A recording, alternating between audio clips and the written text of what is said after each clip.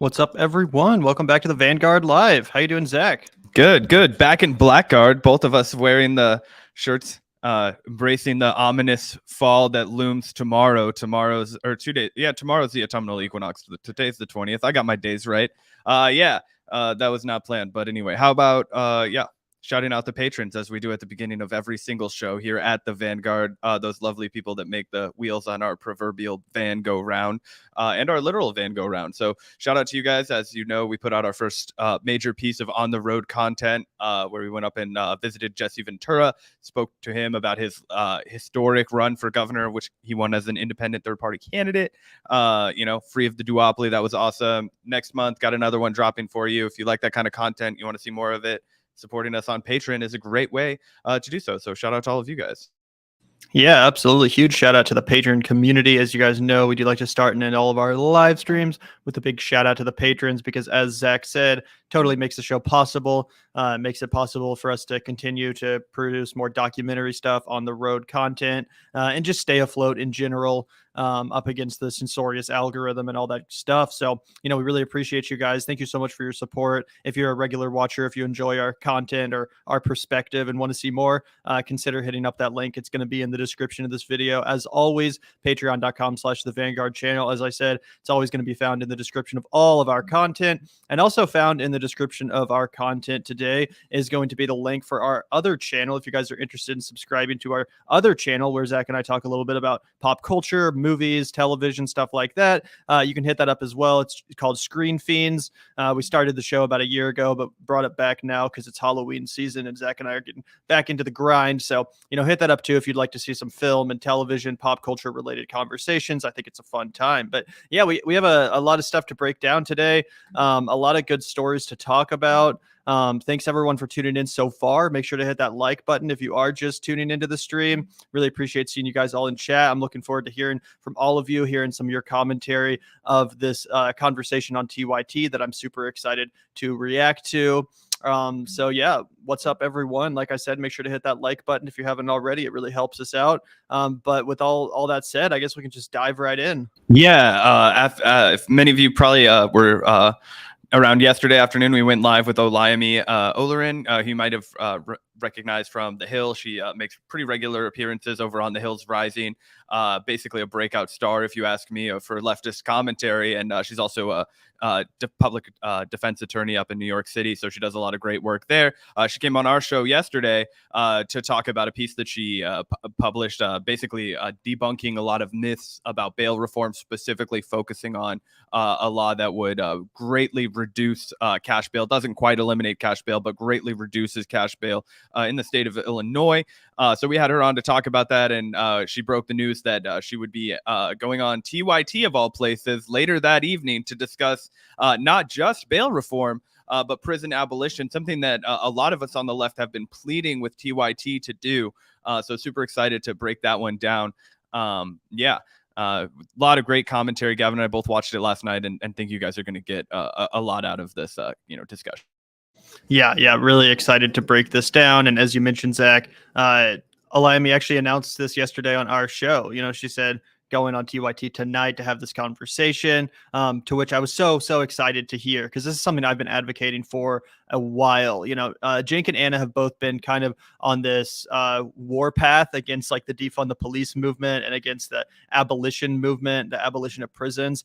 Here's a tweet from Cenk from a couple days ago that I think kind of sums up their viewpoint on this, their perspective on the matter. Cenk said, "Will people who came up with defund the police admit they were wrong? It was wildly counterproductive framing. You don't speak for the left, and neither do people pushing the counterproductive abolish prisons. Polls show that almost no one on the left agrees." So, like I said, Cenk and Anna over at TYT, they've kind of been on this war path against the abolition movement, against defund the police as a concept and as a slogan. And they've really been making it, clear how they feel lately on the subject matter. Again, not just in tweet form, but in several videos as well, kind of taking shots at abolitionists and people that are, saying we should defund the police, calling them soft on crime, stuff like that. And I've personally been advocating for a couple weeks now for them to just reach out and have someone on the show that can like actually articulate the perspective in a reasonable way instead of just responding to these straw mans, which they kind of build up just to easily knock down, saying, oh, prison abolitionists just want criminals running wild on the streets, stuff like that, just pure straw man. So, I got to say, we do have to give credit where it is due. Got to give credit to TYT for actually inviting on not just any prison abolitionist, but one of the most well-spoken, intelligent, and insightful commentators on the left in Olayemi Lauren, someone who is a public defender and who does share this perspective, who is of this position. So I guess we do got to give credit to TYT for inviting on someone who can really articulate the position in a serious way, and for them to have the discussion with. So I'm excited to break it down. Yeah, absolutely. One of our recurring critiques on this show of TYT is the fact that it has become a little bit of an echo chamber in there. It's very insular. They don't allow a lot of outside opinions to break in, and it leads to people being massively frustrated. We've done maybe half a dozen videos on their anti-defund the police rhetoric, or their crime sensationalism, to they were supporting a new DA in San Francisco, like a less progressive one, and another time they were making videos about how homelessness needs to be more criminalized, and how cash bail needs to. It was all kinds of crazy nonsense. And so to their credit, they've brought on somebody who's a lot more thoughtful about these issues, a lot more experienced in dealing with people who are dubbed criminals on a day-to-day basis. What do the ins and outs of the quote unquote justice system really look like?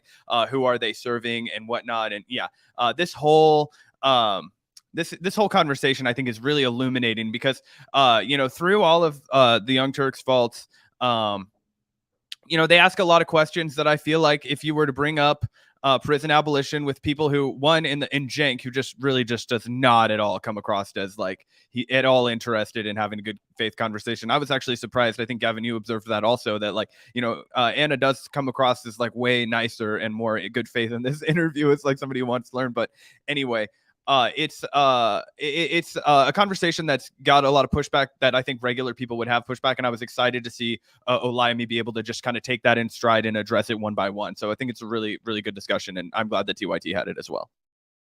Yeah, absolutely. Really excited to break this one down. We're going to watch the whole thing and react along the way. Looking forward to hearing your guys' reactions in chat as well. Speaking of reactions in chat, shout out to you, Kelly, for the first super chat of the live stream. Really appreciate the $4.99, Kelly. Yesterday's interview, coupled with that debate, made Olayemi sound based AF.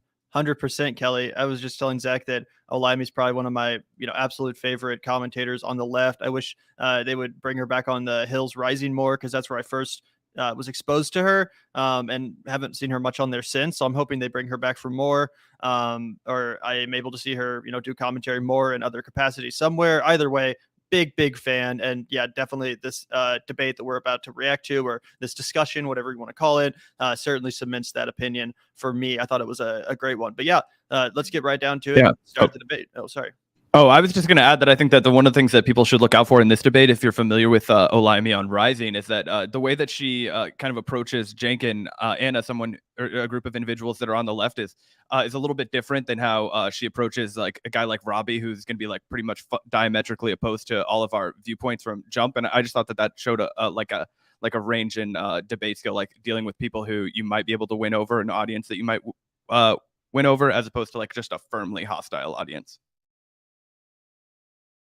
Anyway, without further ado, we can get started here. Watch this interview / discussion / debate. Again, this one gets pretty spicy, pretty heated, so make sure to stick around. It starts off pretty amicable, all things considered, but it does get pretty heated, guys. About 10-15 minutes in, it gets pretty spicy. So I'm excited to watch this again. As I said, watched it last night. Excited for another look and to hear your guys' reactions as well. Let's get started. We're about to have a conversation that I've been really looking forward to. The prison abolitionist movement is definitely gaining a little bit of steam. The debates and conversations surrounding it have been kind of front and center on social media. And I think it's really important to understand what the abolitionist movement is, what they want to do in terms of criminal justice reform. And joining us today is someone I deeply respect, a wonderful woman by the name of Olayemi, who is a public defender for the Legal Aid Society in New York, and also a political commentator. Ole, thank you so much for joining us. Thank you all for having me. I'm excited. Let me just start off by saying thank you so much. I know I thanked you on social media, but I want to thank you now that I get to talk to you, because this has been something that, to be fair, I think the way that I communicate and frame things was not friendly to people who identify as abolitionists. Yes. And so I think it's easy to immediately attack and dogpile, but you were the one person who didn't do that. And you actually provided some information, some answers to our questions that was so helpful. So I thought it would be better to have a more elaborate conversation about it on the show. And so let's start off by kind of understanding, what is the prison abolition movement? What would that ideally look like? All right, so first of all, thank y'all for having me. I didn't dogpile, I did not attack, because I understand that it sounds wild. It sounds wild to anybody the first time you hear it. Even as somebody, when it was first presented to me that abolition was even a concept, I was in the middle of writing a thesis about how the criminal system is racist and unjust. And even I was like, abolish all the prisons? That seems absurd. And my professor presented me with reading materials, and it was a process. I can't tell you what day I woke up and decided it, but I recognized that, listen, we all are raised in a society that tells us prisons are fundamental. One of the first things we learn, cops, robbers, police are good. We need to know 911. We think of that way. So we see the criminal justice system like water, oxygen, air, and these kinds of things. And so I expect people to have pushback. I expect it to sound absurd because my mother tells me it's absurd every other day. So I do get it. So I wasn't upset. But what it really is it's a vision of tomorrow. People hear it, abolish prisons now, and they think we mean open up all the prisons, close all the courts, and it's done tomorrow. We recognize realistically it does not work like that. But what we're saying is, listen, we currently have a massive prison industrial complex. This is a country that once went from 200,000 people, maybe nationwide, being in prison, to now 2 million people. More prisons begets more prisons. They make more. The more we incarcerate, the more they continue to incarcerate and police these same kinds of communities. But yet, every day we say crime is getting worse. We don't feel any safer. We have the same exact hysteria despite constantly giving more money to police, constantly putting more money into the criminal system. So what we're saying is, instead of the resources that we've placed in building this large prison industrial complex, let's instead address the root causes of crimes. Because I know people tend to think an abolitionist is an anarchist, the purge, we want danger. That's not what it is. What we're saying is the same communities that are being criminalized, the same communities that you're calling the criminal defendants, those are the victims too, right? It's the same communities being over-policed, or the same communities being over-incarcerated. So they're also under-resourced. As a public defender, I could say the vast majority of the people in the criminal system live well beneath the poverty line. And when I say well beneath the poverty line, I myself identify as the poor, and I would not be able to afford my own services. I mean, completely destitute. And so if the majority of the people in the system are they're under-resourced in that way. And the issues that we're having are coming out of those communities and not having the resources for mental health. There are more people in America, there are more people suffering from mental health issues in prisons than there are in mental health hospitals. But we have that. We're saying, okay, let's start taking that money away from the police. We have overinflated budgets. We have large police forces, so much that one would argue that this is a police state. If by over time, we start taking this money away and instead putting it into the community infrastructure, we will eventually have a society that doesn't rely on mass incarceration. So it's a step-by-step process like that. I think there's a couple of different issues here, right? Just wanted to say, wow, what an opening statement. What a full-throated, well-rounded articulation of what exactly it is that people who are supporting, abolishment movements really articulate. And I just think that the obvious through line here, it tell people who are, I see in our chat, a lot of good faith people here not on board with the abolition thing, think the police are corrupt and stuff. And I think that's broadly kind of like what she's saying. That's kind of what you have to expect from people, because like she uses the expression like water, oxygen, all that kind of stuff. We're just taught that the prison framework, the cops and bad guys framework is here to stay with us. And so I would just challenge everybody to, as you're thinking about prison abolition, think about it maybe in the same way that you think about communism, right? Like Gavin and I don't believe in money, or maybe I don't know about Gavin. I don't really believe in money. If I could snap my fingers and go back to day one, I would love to live in a more, just compassionate, like, to each according to their need, from each according to their ability kind of society. And I would, articulate that that's the most ethical way to live. But I'm not saying that overnight we're just going to abandon all concepts of market and all these different things. I would just advocate that you give everybody healthcare, kind of like how we do here. And I think that's the same framework that a lot of people who are looking at prison abolition approach it with. And so I just thought that was a great way of like framing it. Yeah, absolutely. Great opening from Olayemi. Mass incarceration. So it's a step-by-step process like that. I think there's a couple of different issues here, right? So there's the politics and the policy, right? And there's, I'm sure, a bunch of things we obviously agree on. So for example, would I abolish some type of prisons? So obviously, I want to get rid of private prisons tomorrow. It make no sense. It's all the wrong incentives. It's we're basically paying people to take away people's freedom. So they're going to do that at a larger and larger rate to profit off of it. So there's plenty of circumstances where some form of abolition makes sense. And I think that at the end of the day, we'll probably agree on a great majority of things. But help me understand what the long-term vision is. So you explain how we're going to get there, but one of the issues I have with the abolition movement is people are reluctant to say what the final product is. So is there no prisons at all? Or is it a prison under a different name or a reduced prison? So let's get clarity on that. I think, let me just say, I am not the full architect of what are the visions for every place, right? But I think we do want to get to a place where you say, all right, warehousing people isn't addressing the issues. I recognize, while I do believe that we have a country and a society that sensationalizes crime, what people think people are in the prison system for, what people are being charged and incarcerated for, is not what it is. I've represented over 1,000 people, and I've yet to meet this, big bad evil person as someone who I couldn't see exactly how they ended up here and what different institutions have failed them. That being said, obviously, we need community involvement, what communities think they need. That's the first thing on how we address these different issues, and oftentimes we do have that. When it comes to, I know we're thinking of the serial killers, the type of these kinds of, who have become very few of anything you ever see. I've never seen them. I think I can't say whether or not it's going to be they abolish all the prisons or what that's going to look like the day that comes to, and policy implementation, what system we're going to come from. But I do think we do have to start looking to different countries that don't have the prison industrial complex we have, whose prisons don't look like what we have, who don't have these kinds of side effects, and seeing how they address these issues and what we could have, what kind of infrastructure we could have in place. But I do think, as far as it currently is, the mental health problems are exacerbated. We still have those people. We're still, as a country, we're paying for all of the big, bad, evil people that we're putting in, we quote unquote put on prisons. We're paying for all of that. We're not exactly solving the problems and all of the issues that are still recycling. So I can't say specifically what the structure would look like. I think that's going to require the communities themselves to decide, how do we best address the problems? What do we think we have there, and what we would have happen to these people? So I can't definitively answer you, Cenk, there, but I do understand that concern. And I think a lot of that does come to maybe some misconceptions we have about crime and who's in the system and who's the majority of the people there and for what. Yeah, look, I totally agree that, I think poverty is a pretty good indicator of whether someone has committed a crime. You can tie it to those root causes. So I totally understand that. In fact, one of the things that LA actually did right, but it was kind of destroyed by COVID, was Los Angeles had a pretty big problem with gang violence. Right. And we're seeing it become more of a problem again because the programs, like the diversion programs that were implemented that were so successful, were no longer available during COVID because people were, they had to isolate themselves in order to prevent the spread of COVID. And so I think that there are certainly programs that can address those root causes in a meaningful way. But I feel like sometimes when it comes to this debate, we're kind of talking past each other because of the terminology, right?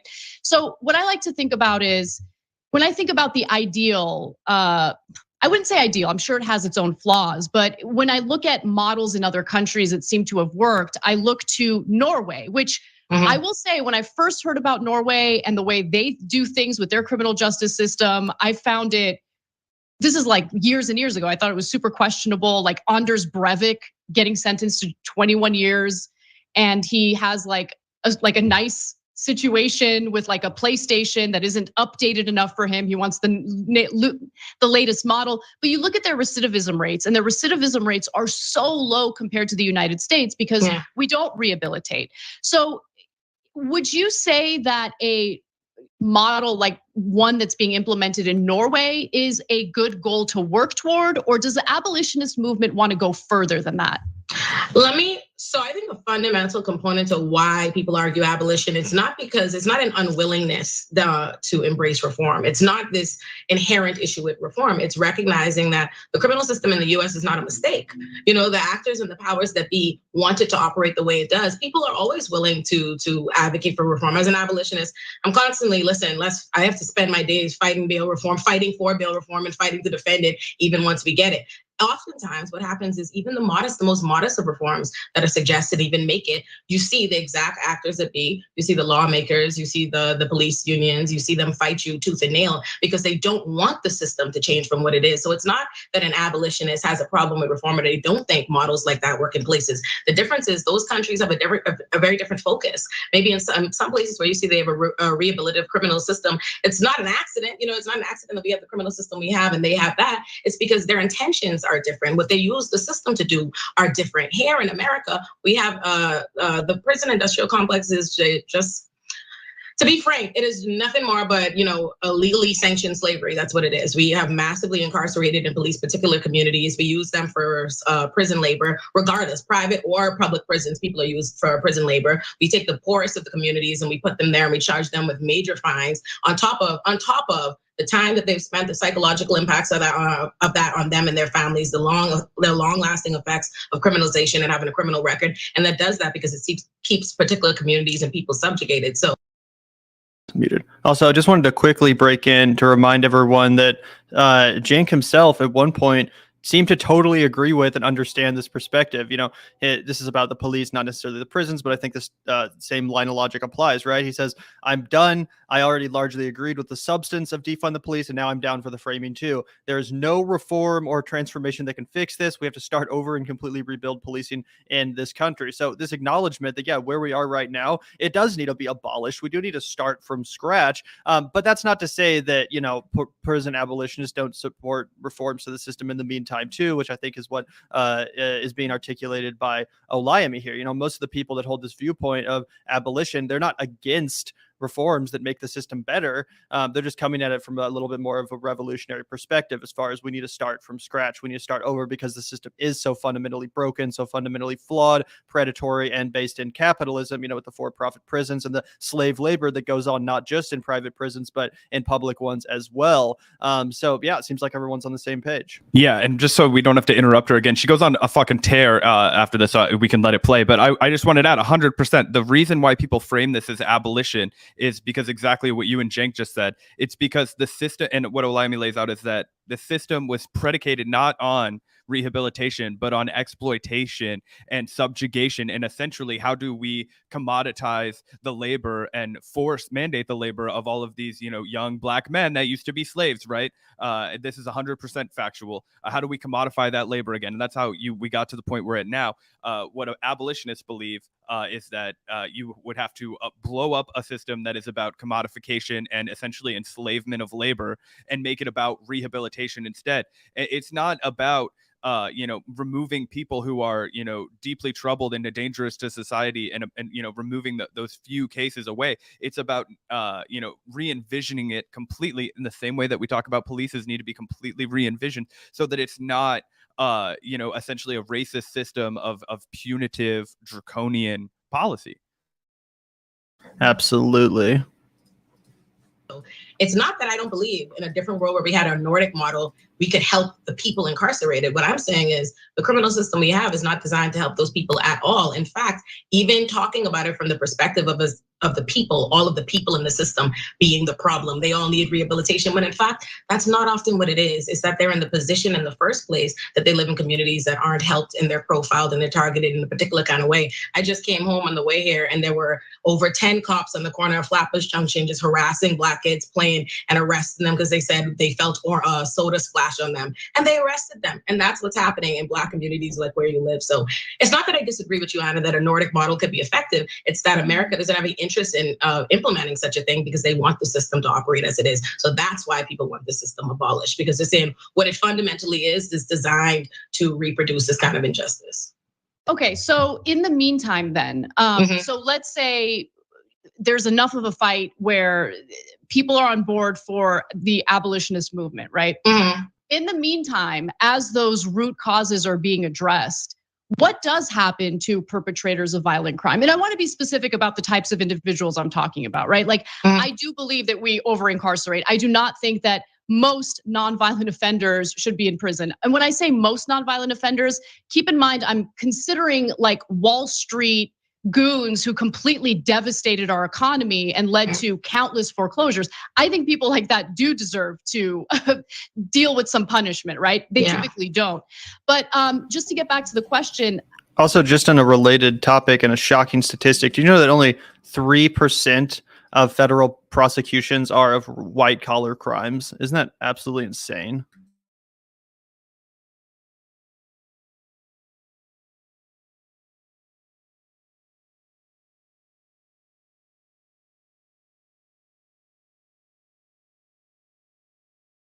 Can you guys hear Zach talking? Weird. Bummer. Yeah, 'cause I can hear myself in my head. Chat. Can you hear Zach? No, they cannot hear you. Weird. Sorry, guys. Zach will be right back. Also, while we're waiting, shout out to you, Hysteric Raider, for the $2 quoting Rick and Morty. Slavery with extra steps. Yeah, 100%. That's a great episode, by the way, of Rick and Morty. You back? No, you're good. You're good. Okay, bet. I don't know what happened with Zach's microphone, but yeah, Hysteric Raider said slavery with extra steps, quoting Rick and Morty, referring to the prison labor, which, yeah, exactly. Barely even extra steps, though. It's basically just slavery. Anyway, glad you're back. Zach, what were you going to say about the white collar crime? Oh yeah, I was just going to say this is why I think it's improper framing, and yeah, I think it's wrong to predicate the 3% of the fucking cases that, and be like, oh well, this is why I want the prison system to stay in the way. It's like, we're already not prosecuting that. Let's re-envision prisons from the ground up, where that is as integral, actually a way more integral, massively more integral problem, because those are the people that ruin and devastate our fucking entire economy. And if you want to talk about why low collar I don't know the opposite, like blue collar crime like us, or like street crime, like that shit happens because people are poor and desperate, right? And that's why you see a hyper concentration in poor and desperate communities. That's where crime is. And as Ole pointed out on our show yesterday, like, the same people that you go and like victimize as like being the victims of this violent crime are very often the same people who come from the communities of people who perpetuate this violent crime. It all comes down to a lack of resources, and that all stems from the white collar guys fucking everybody over and ruining our economy every like 5 or 6 years.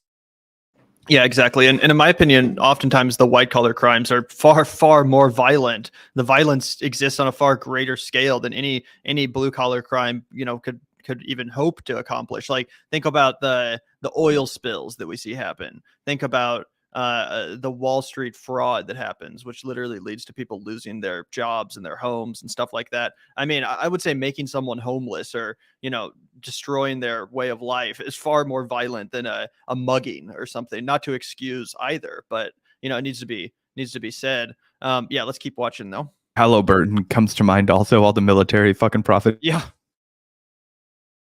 So I'm a little concerned about what happens if living in California, living in Los Angeles, where we have a massive homeless population, many of whom have severe mental health issues that go untreated, undiagnosed. That is a result of the deinstitutionalization that started actually under JFK, right? Yeah. And there was widespread support for doing away with these mental health facilities because of all of the issues they had. They were abusive. There were terrible, terrible examples of abuse. And so everyone was on board to do away with them. And the whole idea was, okay, we'll replace them with community-based mental health. But that didn't end up happening. So we ended up throwing the baby out with the bathwater, if you will.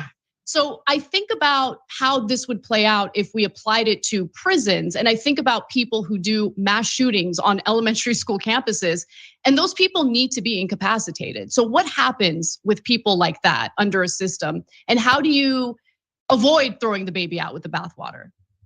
I think I usually don't get into a conversation of deserves. That's not something much I think about, because I think oftentimes that's what leads to carceral responses. Listen, I'm a human being like everybody else. There are gonna be people and things that I see, and my initial reaction is throw them under the jail. You wanna feel that in your spirit.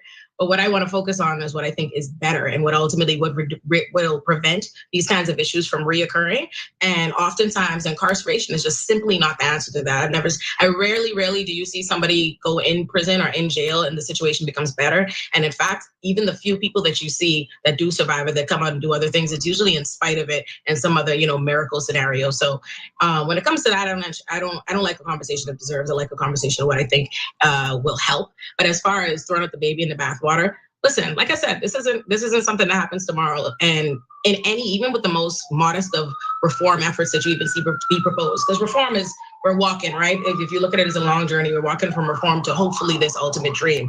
They're not going to start off with the what you call it, the school shooters and these people. Who are, by the way, anomalies. Those are not the people that represent are representative of who's mostly in the criminal system. It's just not. The most people you walk into a court, you're just gonna see poor Black and brown people there for like familial squabbles they're having, issues they're having in their relationships, these regular things, but it's not gonna be that. But it's not a matter of recognizing that these people aren't bad, or they haven't done something terrible, or they don't deserve punishment.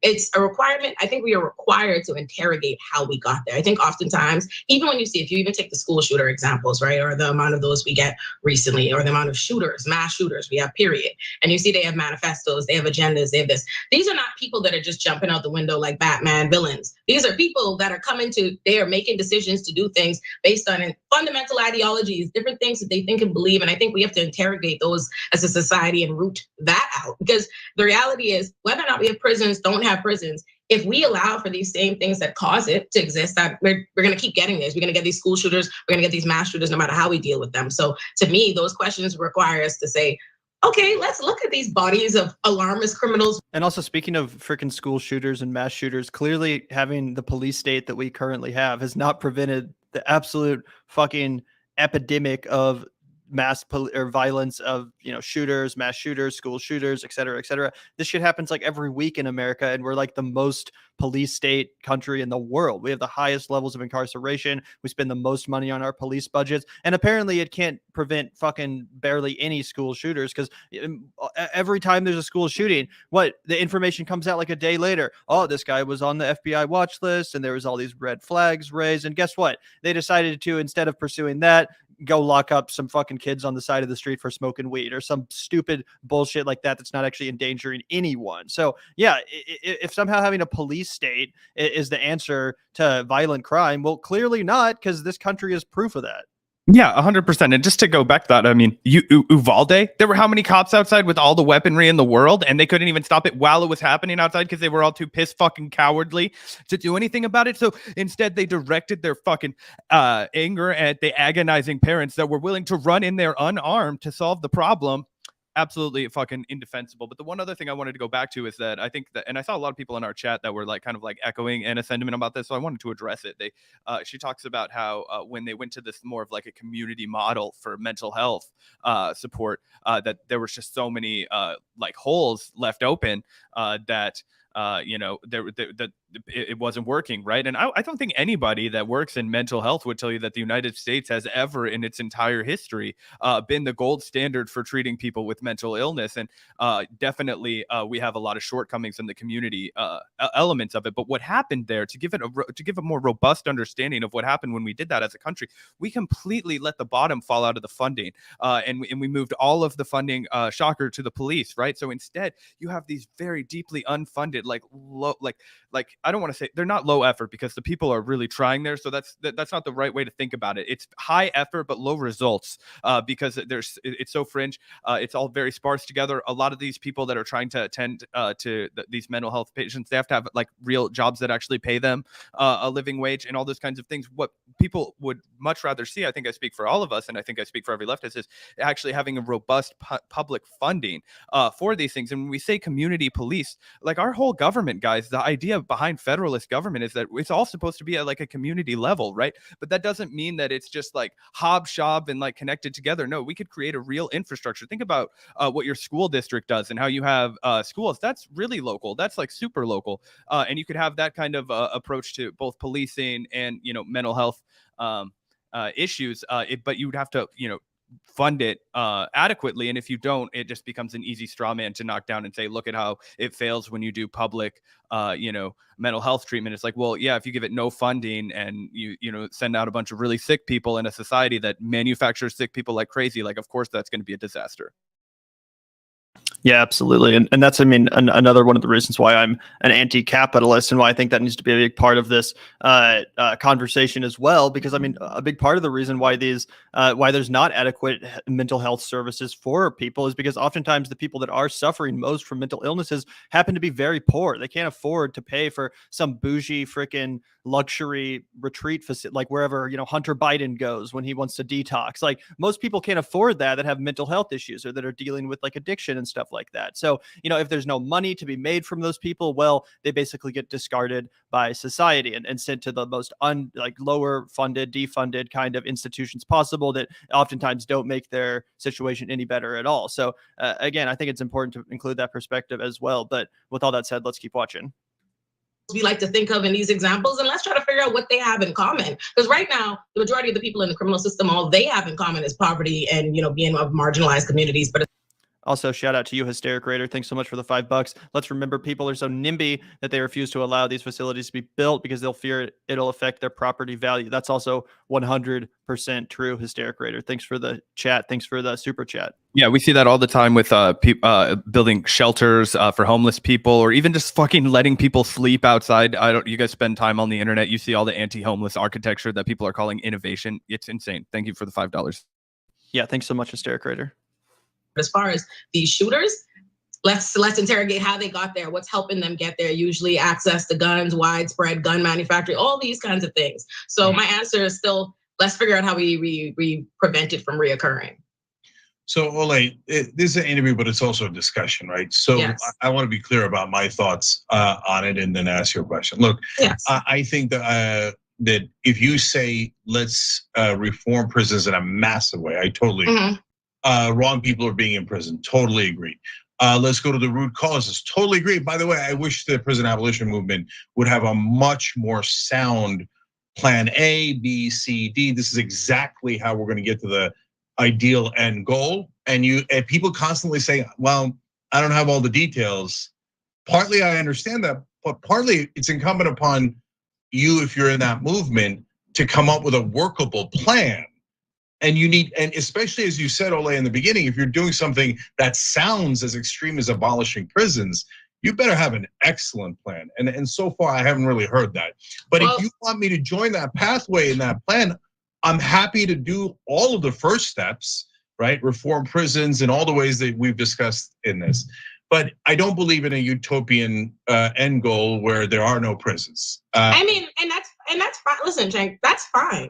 I want you to know that's fine. I don't need you to believe in that or come off this phone call, this chat thinking that you're an abolitionist. Now, honestly, what really becomes a hindrance, if we agree, listen, there's gonna be a whole large side of the spectrum. And I want to believe we're ultimately fighting for the same things. If we recognize that we have this prison system and it doesn't necessarily amount to public safety, that we recognize that there's systemic racism and injustices coming from it. If we could at the very least work together to accomplish to get this, it's about how we speak about what the other people are doing. You know what I mean? If you ultimately recognize you can share in this larger vision, at least you might not be living in a utopian society, but you recognize that there's something wrong and fundamentally we want to rid ourselves of those wrongs. If you recognize that people working on that are doing that, it's about not speaking out against them. 1, 2, as far as the work you do in the interim, it's about understanding your place in a movement. For me in particular, I'm a public defender. How I go about this is One, beyond representing people in criminal court every day and trying to get them out, I'm very involved in policy and reform movements and trying to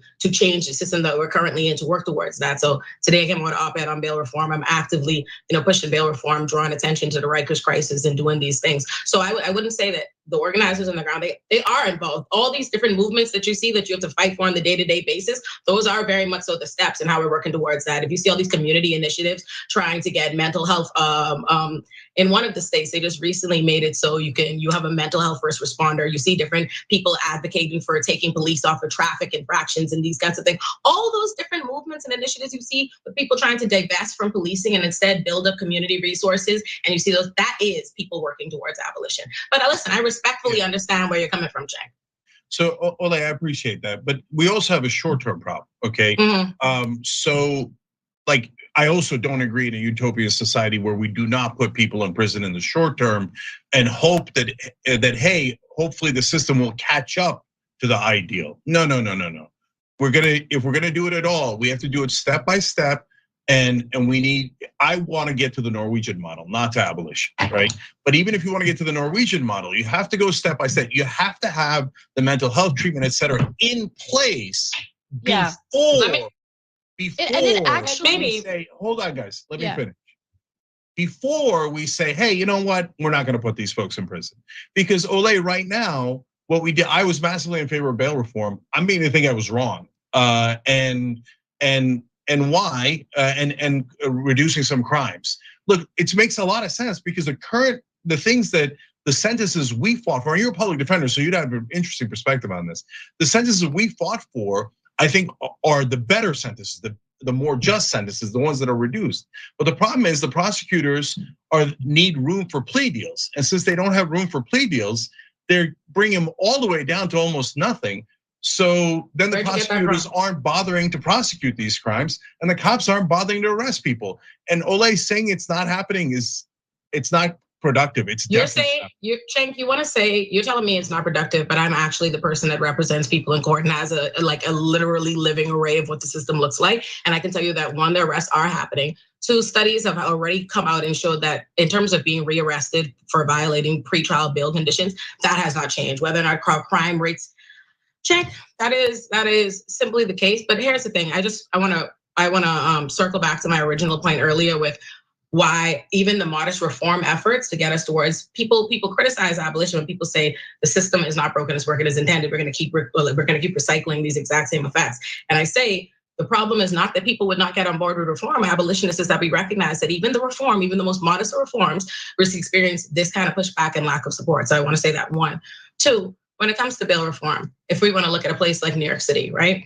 The majority, we have 10 million people in the city, 42% of which are white. Yet over 90% of the people at Rikers are Black or brown people. Rikers is a pretrial detention center. It was built to hold 3,000 people. It holds 5,000. We had bail reform come in to make misdemeanors, only misdemeanors, completely non-violent crimes, traffic infractions, these things not bail eligible. Because despite the fact and the sensationalism you see from New York Post and the particular occasional cases they highlight, that's not what the majority of people are sitting in Rikers for. I'm just so sorry to tell you. And so that we get overcrowded, we get people dying. We had the largest amount of deaths in 2013 last year, 16 last year, we're already at 15 this year. So this continues to happen, and that happens at pretrial detention centers all around the country.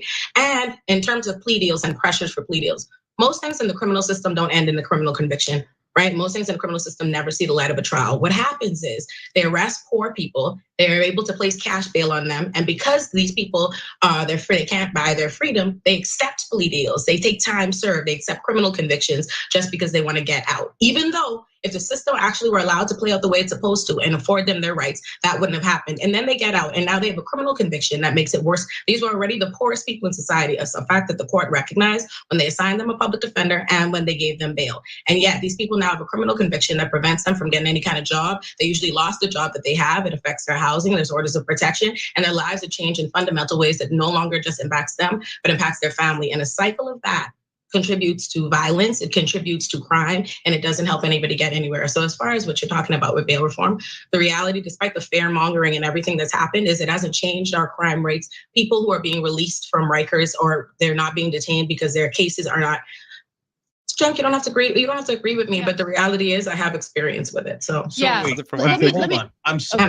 I'm sorry, but Olay's responding to me shaking my head off camera, which she can see, and I'm happy to do it on camera. Sorry, Zach, what were you gonna say? Oh, I was just gonna get into the one, like, I just think it's funny how, like, she's just like, I don't care. I have the facts and evidence. Like, I don't care about any of this. But I just wanted to reiterate the thing that we've talked about on our show a lot is the fact that, like, the fact that he went into fear mongering about, like, how that prosecutors don't have enough leniency with plea deals is so fucked up, because the way they utilize plea deals, and Olay gives a fucking phenomenal response for how they do it for low level crimes. I'm sure she could expand upon it way better than I could, but I just wanted people to know that they also use this kind of bullshit for, like, high level drug crimes, for all kinds of shit.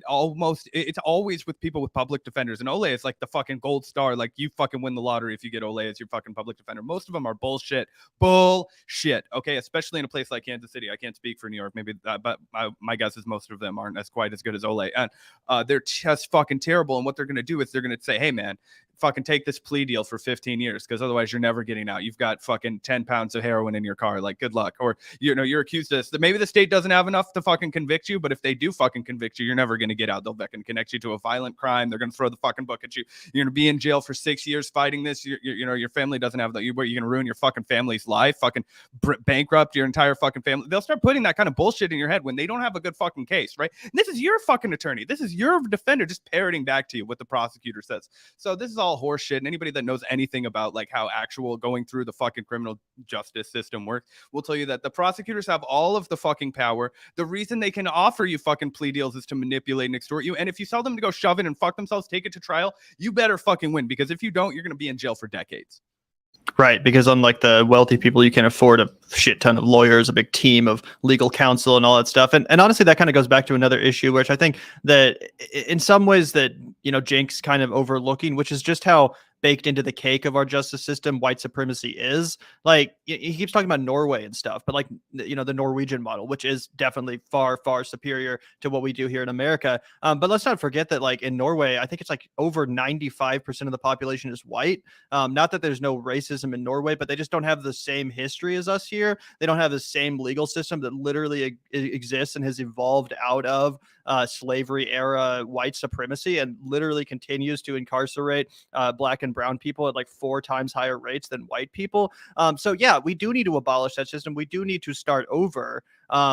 Anyway, I just thought that was important to mention. Also, before we get back to this, shout out to you, Kelly, for the $4.99. It's so indefensible that Cenk had to bring up. You need to have an excellent plan, as the prison system literally is the worst in the world. Yeah, it's like sometimes. Yeah, exactly. Thank you, Kelly. Yeah, terrible plan needs the best plan. I just think any other plan is better than what we have. Agreed, Kelly. Yeah, thank you so much, Kelly. And also thank you so much, Kevin. 1963. Thank you so much, Kevin, for the $20. Hey guys, keep up the righteous work. Coffee on me. Thank you. Well, thank you so much, Kevin. We really appreciate that. So glad you're enjoying the show today. That's a very generous donation. So thank you so much for the support. Yep, 100%. Thank you so much, Kevin. It means a lot to us, and we are glad that you're appreciating the content recently. We're, cranking it out as best we can. So we appreciate the support. Yeah, absolutely. Thank you so much, Kevin. And everyone, also make sure to hit that like button in case you haven't already. It really helps with the algorithm, really helps support the stream. So thank you so much, everyone. Hit that like button right now. And yeah, let's rewind just 30 seconds or so, because this is about to get spicy as hell.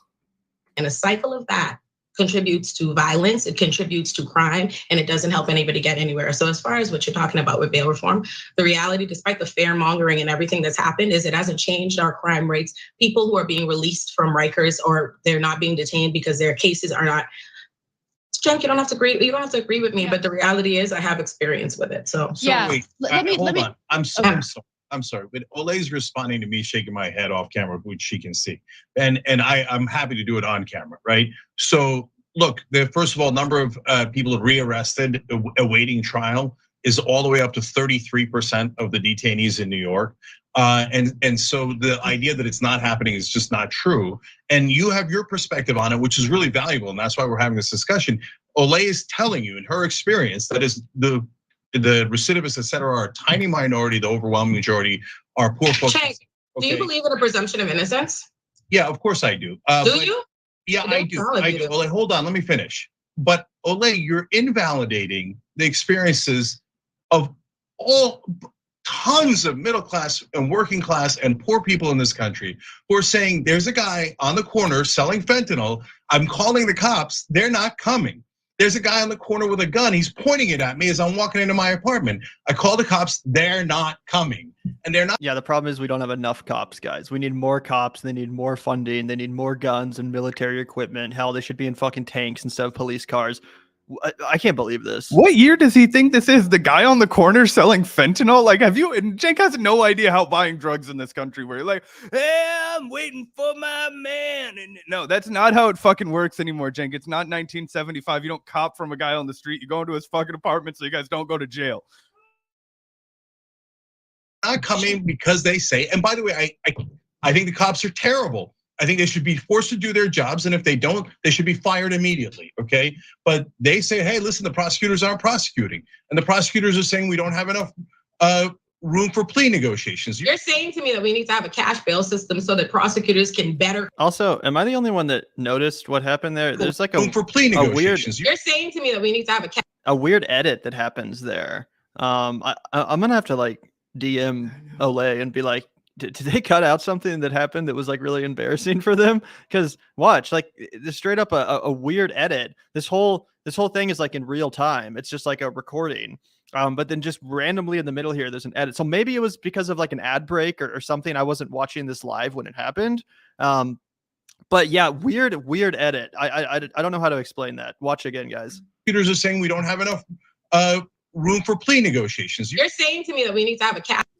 You see what I'm saying? Yeah, I was watching it live, and there's a chance that they put up a little thing on the screen during a time that said like TYT's the conversation, but that would be my only guess. Otherwise, Cenk said something like it seems like they just cut off Cenk's rant and they were like, let's serve it back to Olay. So what did he say in that time? I don't know, but it definitely didn't make him look good, as you mentioned, Gavin, because they wouldn't have fucking cut it out. Yeah, it's really interesting. Again, I don't want to make any assumptions because I genuinely don't know. People are saying there were no ad breaks. So again, they edited out Jake's bloviating, perhaps. But yeah, definitely a weird edit there. Seemingly out of nowhere. You don't usually see that when they're re-uploading a conversation that happened live. So again, if anyone knows what that is, then feel free to let us know. Are saying we don't have enough room for plea negotiations. You're saying to me that we need to have a cash bail system so that prosecutors can better coerce people. No, hold on. Let me respond to this. It sounds like you live in Gotham City, Cenk, but I live in New York City, where you can call the police and you will be very much so arrested. I don't know what you're talking about. That might be the best line in the debate, by the way. I don't know if you think this is Gotham City, but I live in New York City. But what? There's people selling fucking drugs on the street. We need to call the cops and get them in jail now. They won't come, Gavin. They won't come because the cops can't come. They just let the lawless criminals go. Cenk, I remember a year ago when you were covering all of these stories about police violence, right? How did this happen? How did it just go just so like a switch? Run fucking full speed into right-wing framing on everything. It's insane. Yeah, absolutely. And I don't know if you're talking to us, Ryan, but we do not live in the suburbs. We live in Kansas City, Missouri. So again, maybe you're talking to someone else, but either way. We have massive amounts of cases. We have people. We don't have enough room for plea negotiations. You're saying to me that we need to have a cash bail system so that prosecutors can better coerce people. No, hold on. Let me respond to this. It sounds like you live in Gotham City, Cenk, but I live in New York City, where you can call the police and you will be very much so arrested. I don't know what you're talking about. We have massive amounts of cases. We have people being arrested 24/7. Bail reform does not affect people being able to make arrests. Like I said, felonies, violent crime, cash bail is still being set on these things. The only things cash bail is not being set on are a small amount of misdemeanors and low-level traffic infractions. We just not only do we have we have over 35,000 police in NYPD, but we recently hired more. We increased their $10.4 billion budget to $200 million more dollars. So I don't know why we're talking about the police like they are handicapped and like arrests aren't happening. Additionally, you're saying I'm invalidating the concerns of poor people and Black people. And so I don't know what you're talking about, but I am a Black person that lives in Brooklyn in Flatbush. And I don't know many Black people that are fully in favor of the massive police state we have or the criminal system that affects us. And importantly, as much as we talk about this, we have this alarmist discussion of crime and the people that are experiencing the most crime, the people that live in these communities, these high crime areas, these highly profile, they're the same people that are the victims of crime, the same Black people that are victims of crime, brown people that are victims of crime, the same people you're criminalizing and vilifying and saying, okay, we shouldn't have these systems in place so that prosecutors can barely better coerce them into plea deals or get them to do these things. I think you're relying on a lot of what is just ultimately propaganda. That is a thing. They put out these articles. All right, Cenk, but okay, hold on. Let me jump in, please. Let me jump in because I'm dying to. I actually, look, I don't have a problem with bail reform. I actually think using bail as a way to determine whether someone gets to go home prior to the trial is ridiculous, right? And it's a way of kind of determining whether or not someone is a risk, right? And so the judge is trying to determine, well, this person seems risky, so what's a high amount for bail so I can prevent this person from being able to post bail and get out early. I think that whole system is messed up. So I have no problem with doing away with cash bail, but I do think it's important for the judge to have some discretion in regard to individuals who are accused of committing violent crimes, right? And the judge does have that discretion. No, you're right about that. Yeah. Okay, you're right about that. But I think that there is a misunderstanding, and I've been reading and researching about this because I've been trying to figure out why is it that in some parts of the country where they've done bail reform, specifically for misdemeanors, you have examples of judges giving alleged violent offenders no cash bail. Like, why is that happening? And it's because it seems like they have a fundamental misunderstanding of what the bail reform is supposed to entail. And I watched a great talk that you did in regard to Illinois and their safety measure, which they're applying this no cash bail method to nonviolent misdemeanor crimes. And you made sure to emphasize this is about misdemeanors. This is not about violent crime or violent offenders. And so it seems like you are honestly on the same page, right? I mean, I would like to see something else in place other than bail that determines whether or not an individual should be released. And one other thing that I don't think gets talked about enough is why is it taking so long for the trial to happen? I mean, people are behind bars for years before they even get to see the first day of their trial. It's insane. And I'll tell you why, because the system is deliberately punitive, right? What happens is the majority of people in our criminal system just would not, if we actually were able to prosecute every single case, everybody was able to go to a trial, everybody's able to have their hearings, evidence was be able to present it and everything. Most things simply just would be thrown out. They wouldn't be able to get criminal convictions. So what often happens is throughout the process, they make the process as laborious and punitive as possible. Let's keep adjourning it. Even though there are cases we have at arraignments, we know it's set on the record, they will not be able to prosecute this. There's the alleged victim is in the audience saying absolutely not. And they say, you know what? Let's still gonna adjourn to this date. We'll work it out another time and we adjourn and we make this way. Because what happens is the time you have a criminal case open, your life is completely changed. And if you can't have your trial, if you're waiting in on jail, what happens is before you have a trial, you serve the time. Even though eventually you might, they'll throw it out or they don't have the evidence or they'll decline to prosecute or you go to trial, but you've already suffered all the consequences, all the harm has actually been implemented. So that's why. Olay, I wish we could spend the rest of the show talking about this. This is incredibly important. And I hope you'll come back on. Look at how pissed off and defeated Cenk looks. I've been waiting the whole time until the end of it. Like the whole time, he just is well, there's stonewalls, like like he's biting his fucking lip. And then he just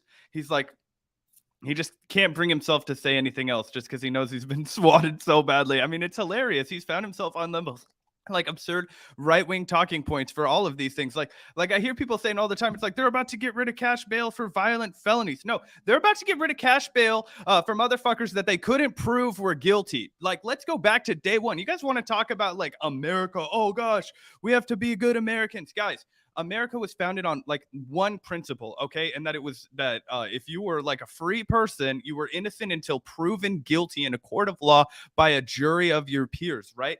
That's the whole idea, right? A cash bail is not to keep the society safer while that is being litigated. Cash bail is to make sure you show up to fucking court. Do you think that our fucking government doesn't have the resources to go pick your ass up if you don't show up to your court date and you miss it? Yeah, they fucking do. So that problem solved. That was what fucking cash bail was supposed to do. Do you think rich people aren't violent? Do you think Patrick Bateman's aren't out there somewhere people with money and access to bail, they get fucking picked up for shit, not nearly as much as poor people, right? Because that's not who they're looking for. But when it happens, they post bail, and guess what? Nobody fucking loses their goddamn mind about it. Anyway, it's just absurd framing. 100% accurate. Thank you also, Hysteric Raider, so much for the $2. The new Batman movie looks like it was filmed in New York City. I think you're going back to her comment about Gotham. Yeah, it does. I think they definitely use New York City as the inspiration for Gotham and the newest Batman. Although I think I heard it was filmed mostly in Europe, like in Scotland, like Glasgow and Liverpool, maybe something like that. Either way, I was a big fan of the new Batman, Yeah, I loved the first two acts so much, and then I was a little let down by the third act. But overall, I really liked it. There was only one really bad CG or like green screen shot of Batman flying that I fucking hated. Anyway, not to go film critic bro on it. It was a good movie. You always have to bring up that one shot. I hated it. I can't believe it was in the. Oh, it was a great movie. There's 5 seconds of it that sucked, but no, I'm just kidding. Thank you, Hysteric Raider. Really appreciate that, and thank you also, Dan Campbell. Really appreciate the very generous $20 super chat. Thank you so much, Dan. Where's Olayemi been all of our lives? That's how I feel too. If she has a nonprofit foundation, I'm donating to this angel. As far as I know, she doesn't. But I might be wrong about that. So definitely check out her Twitter. Maybe send her a DM. I'm sure she could direct you to other nonprofits, even if she doesn't have one herself. That would probably be worth donating to. So yeah, definitely follow her on Twitter. Give her some love. She's a great commentator and just is doing such serious work. And I call her a commentator. She's really a public defender. She's a serious person. She's not just some asshole on YouTube like me. I'm not trying to put her in the same category as Zach and I. She's doing really serious work, actually fighting the carceral system. And as you said, Zach, as a public defender, which is not like well-paid work. The part of the reason why most public defenders aren't very good is because it's not a very high-paying job. Most people that go to law school and have the ability to be a lawyer, they're not going to do that because it doesn't pay them super well. They're in it for the money, so they're going to represent bigger clients, corporate clients. That's where all the money is. So a lot of the public defenders, they're not paid very well. Anyway, thank you so much, Dan. Yeah, absolutely. I think that she works for like the Legal Aid Society of New York. I don't know how they fund themselves or take contributions. If you're looking for a place to contribute, I know that's in her LinkedIn or whatever. But yeah, you would probably have to do a little bit more investigating to find out about that. But yeah, obviously it's amazing work that she's doing. I actually saw her tweet one time that she got like a full ride scholarship to college. So I imagine that another big part of it is people who have pure ambitions going into law. They get fucking strapped with all kinds of fucking legal fees. So on top of just being a base comrade, apparently she's also a freaking genius, because I was never getting a fucking full ride scholarship to any college in this country. Yeah, exactly. Anyway, we can watch the rest of this. It's almost over. Yeah. The kind of prosecutor that you go to trial, but you've already suffered all the consequences. All the harm has actually been implemented. So that's why. Olay, I wish we could spend the rest of the show talking about this. This is incredibly important. And I hope you'll come back on, because we didn't even get through half the questions I wanted to ask you. And thank y'all for having me, honestly. Yeah, for sure. Yeah, no, I hear you. Olay, I love that you came on. I love the discussion, even when it gets heated. And I appreciate that you made as good a case for it as I've ever seen. Definitely. Yeah, having said that, I don't agree. I didn't think you would, Cenk. I did not come here expecting. I did not think you would. I am just here to put the information out. I will be happy if at any point in time in the next months, you say to me, if you say me DM, like, you know what?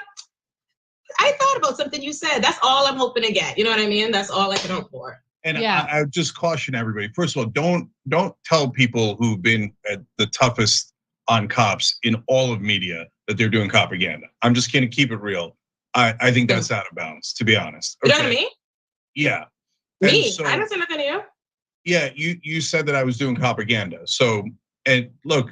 I didn't say you were doing propaganda. I said, I think you're reading. I said, I thought earlier, you mean during the segment, I said, I thought earlier that I said that I think you're reading a propaganda. That's what's being put out. That wasn't at you, Cenk. That wasn't some personal attack towards you. Yeah, and please, I hear you. And let's not get policy and politics mixed up.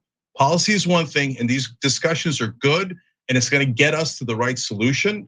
And if we're all lucky, we're going to get to the Nordic model, and it's going to be infinitely better than what we have now. Okay, but at the same time, do not get this involved in politics today. It will destroy our chances of winning. The country is not ready for it. If anyone gets, don't advocate for the right things. The country's not ready for it. 100%. We were talking about this the other day. It's literally like the same people who are like Pete Buttigieg out here. Medicare for all who want it. It's like, well, no, that won't work. What will work is this. Let's do that. Yeah, if I have one criticism of Olay's performance in this debate, it's that she should have shut his ass down right then and there.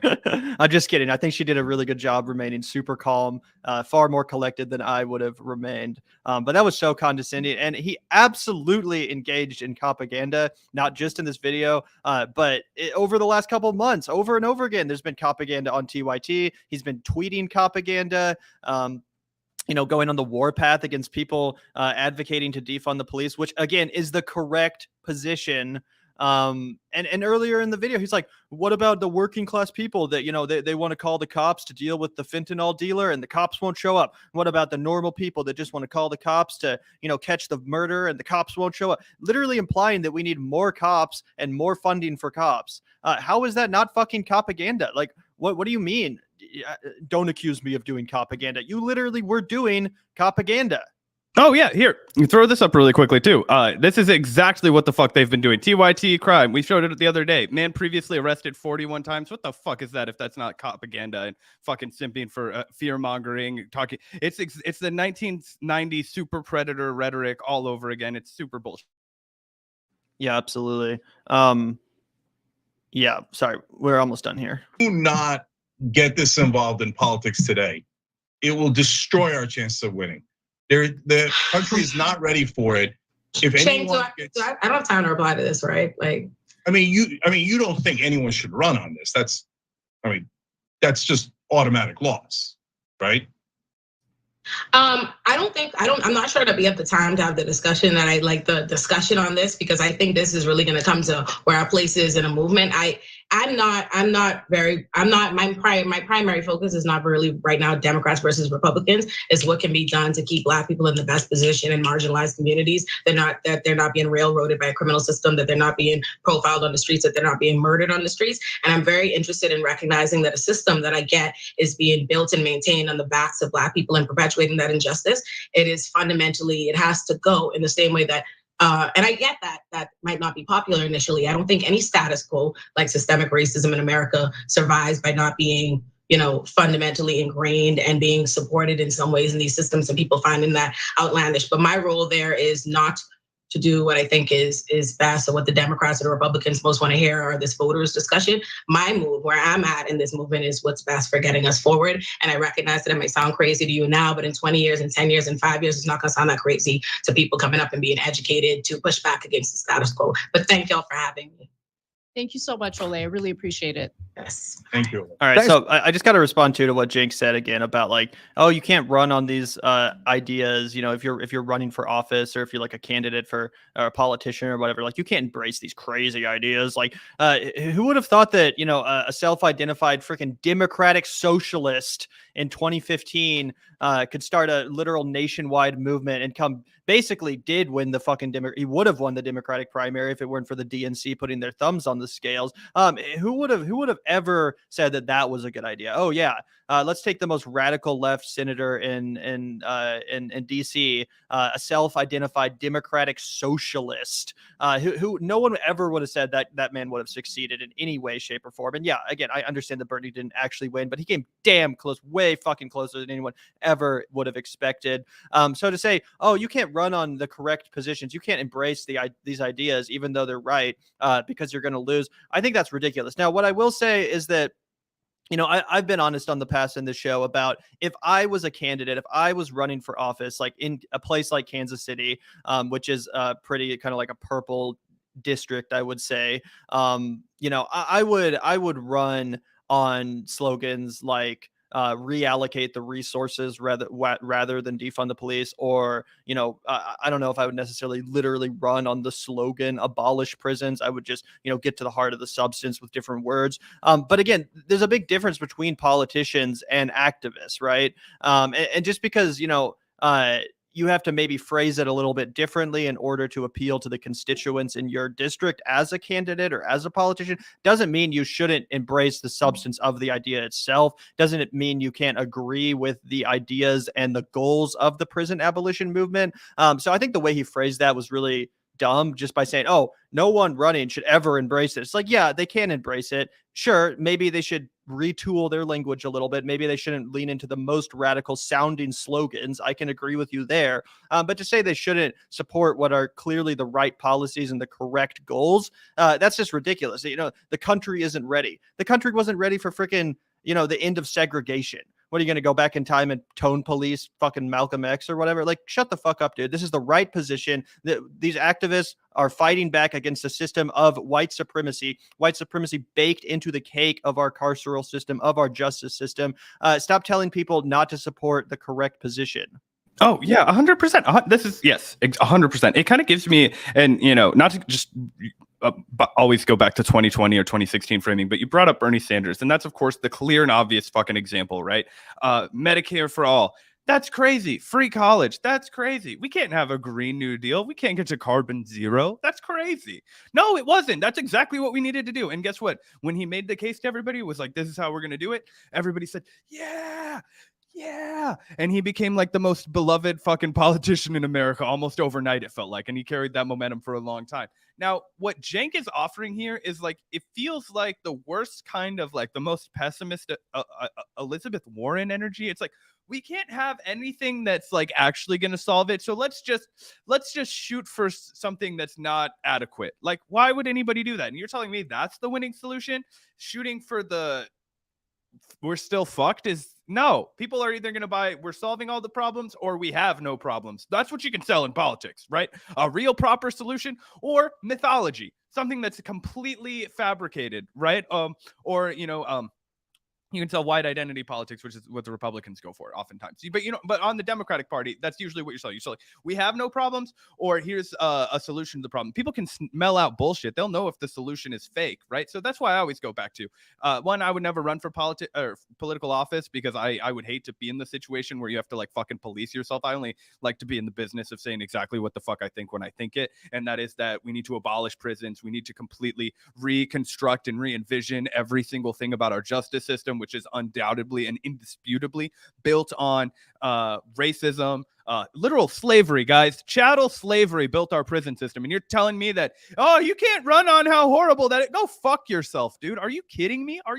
This is one of the, I swear to God, this will go down as one of the greatest disgraces of our entire nation. 100 years from now, I pray to God that does, because that'll mean that we've rectified something. Because you can't look at this, dude. I mean, I even just did a little bit of reading on prisons recently to just really kind of like how horrifying that shit is. All of the fucking things that go on there, the fucking abuse, the fact that your whole life is being stolen from you, the sexual assaults that are recording. The United States is the only society in history that has more men who are victims of rape than women every year, and that is because of our carceral system.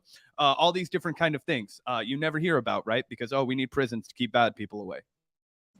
Yep. And of course, let's also talk about how horrific the conditions have been since the COVID-19 pandemic towards prisoners and people that work in prisons. Like I know a guy named Dante who was wrongly incarcerated when he was still a teenager, recently got out of prison, I think in 2021, maybe late 2020. He was actually incarcerated in Kansas for traveling across state lines with cannabis in the car. It wasn't his, it was someone else in the car whose weed it was. I think they had like a little less than an ounce in the car. Dante got literally sentenced to a prison, even though he was a freaking teenager, like 18 or 19 years old, where he languished for 4 years until COVID started. Luckily, thanks to the Innocence Project, I believe he was able to get out of prison because of the COVID pandemic and because he shouldn't have been there in the first place. So again, thanks to the excellent pro bono work of the Innocence Project, who advocated for his rights as a incarcerated person. Again, even though he never should have been there in the first place, he told me. I mean, luckily he survived. Obviously, he was fine. But he told me prison guards were dropping dead because of COVID. Fellow prisoners were dropping dead because of COVID. I mean, what an inhumane situation. A big warehouse full of fucking human beings during the spread of a deadly fucking contagion. Obviously, drug overdoses run rampant in prisons. They refuse to give prisoners the drug that helps alleviate the cravings if you're an addict and you're experiencing withdrawal symptoms. I forget what the drug's called. Methadone. Is it methadone? Methadone's what they give to you. I mean, well, that's specifically to help alleviate long-term drug dependency. There's the other one. It's called Narcan. That's what alleviates you from overdosing if you're already in the midst of an overdose. It was something else, because I was actually just listening to a report about this on the radio. It was, I know those ones, but there's another drug that helps you if you're going through like withdrawal of like heroin or whatever. It basically just helps you feel somewhat normal. Anyway, they basically criminalized that drug, that treatment in prisons, even though it would help like so many of the people in there that are addicted. Did you find what I'm Are you thinking of Suboxone? That's another way. Basically, it's the same thing as methadone, but yeah. Yeah. Anyway, they've basically like made it illegal for you to have that in prison. So the thing that would actually help a lot of people in there that are suffering from addiction and withdrawal, because again, a lot of crimes are predicated based on the desperation associated with withdrawal and the symptoms. If you're genuinely addicted to something, you don't really have the ability to make clear-minded decisions in that state. All you can think about, your body, your mind, it's all just focused on getting the next dose of whatever you're addicted to. So yeah, it's absolutely one of the most inhumane possible situations. To say that we shouldn't advocate for its abolition, I think is ridiculous. I think it's ignorant. I think it's rooted in a perspective that is very disconnected from that of actual prisons and what goes on in them. It's crazy. Anyway, this was an awesome debate. This was a great conversation. Huge shout out to Olayemi for going in there, remaining extremely level-headed, by the way, far more than I would have been able to against Cenk and Anna. And also, I do have to say, I do actually give serious credit to Anna Kasparian in this interview. Don't agree with her all the time. Obviously, we've been tough on the past on Anna, but I do think she actually handled herself really well during this discussion. She wasn't constantly trying to do gotchas like Cenk seemed to be interested in. It seemed like every question from Cenk was just kind of framed as a gotcha, whereas Anna was actually more interested in learning from Olayemi and from absorbing her insight as someone that exists within the system and is actually working to try to fix it as a public defender. So I actually think Anna came off really well in this debate. It honestly raised my opinion of her a little bit, versus Cenk, who for the most part just kind of bloviated, strawmanned, and then at the end, threw in that weird personal.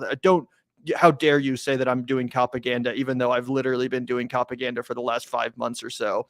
So that rubbed me the wrong way. But again, huge shout out to Olayemi for going into the lion's den and remaining, more than sane, more than impressive, completely, calm and collected. Yeah, I've been rougher on Karen Kasparian than just about everybody on the microphone, but I do agree that especially when you juxtapose how she was actually polite and seemingly in good faith through the entire conversation, that next to Cenk, it just made Cenk look like a real fucking asshole the whole time. And I guess if that was what he was going for, job well done. But I mean, if you were trying at all to be sympathetic to a neutral viewer, you just looked. I mean, he was scowling the whole time. I mean, it was kind of a bummer to watch. And Anna really did a good job of being like, okay, like we're gonna disagree with you the whole time. I'm a host that wants to be warm. I'm going to tell you all the things that I like about you, right? Like gave her that kind of like good jovial energy that, you kind of do. I mean, we do that on our show too. If I know I'm about to fucking go ham on somebody, like we did with Lance the other day, I love your show, brother, man. It's all great to see you, all that kind of shit, right? Then you debate fucking ferociously. But Cenk, he just didn't seem to have that kind of like candor. It was all like butthurt energy is the best way I could describe it. Like the most low IQ way possible is like the dude he seemed butthurt. Like that's the only way I can fucking put it. Like this dude was so butthurt. He was getting owned by this woman in this exchange that he'd made such a fucking show of it on Twitter. And then you could tell he had such like a fucking just infantilized vision of what a prison abolitionist would be, and that's why he's so condescending to her when he tries to debate her. And then he has nothing.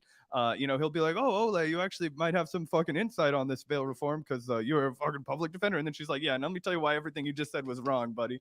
With all my knowledge, you just conceded I had." So yeah, beautiful performance. Love to see it. I hope that she comes back. I don't know if we will see her again with Cenk, but I hope that Cenk signs up for round 2 because that was an ass whooping.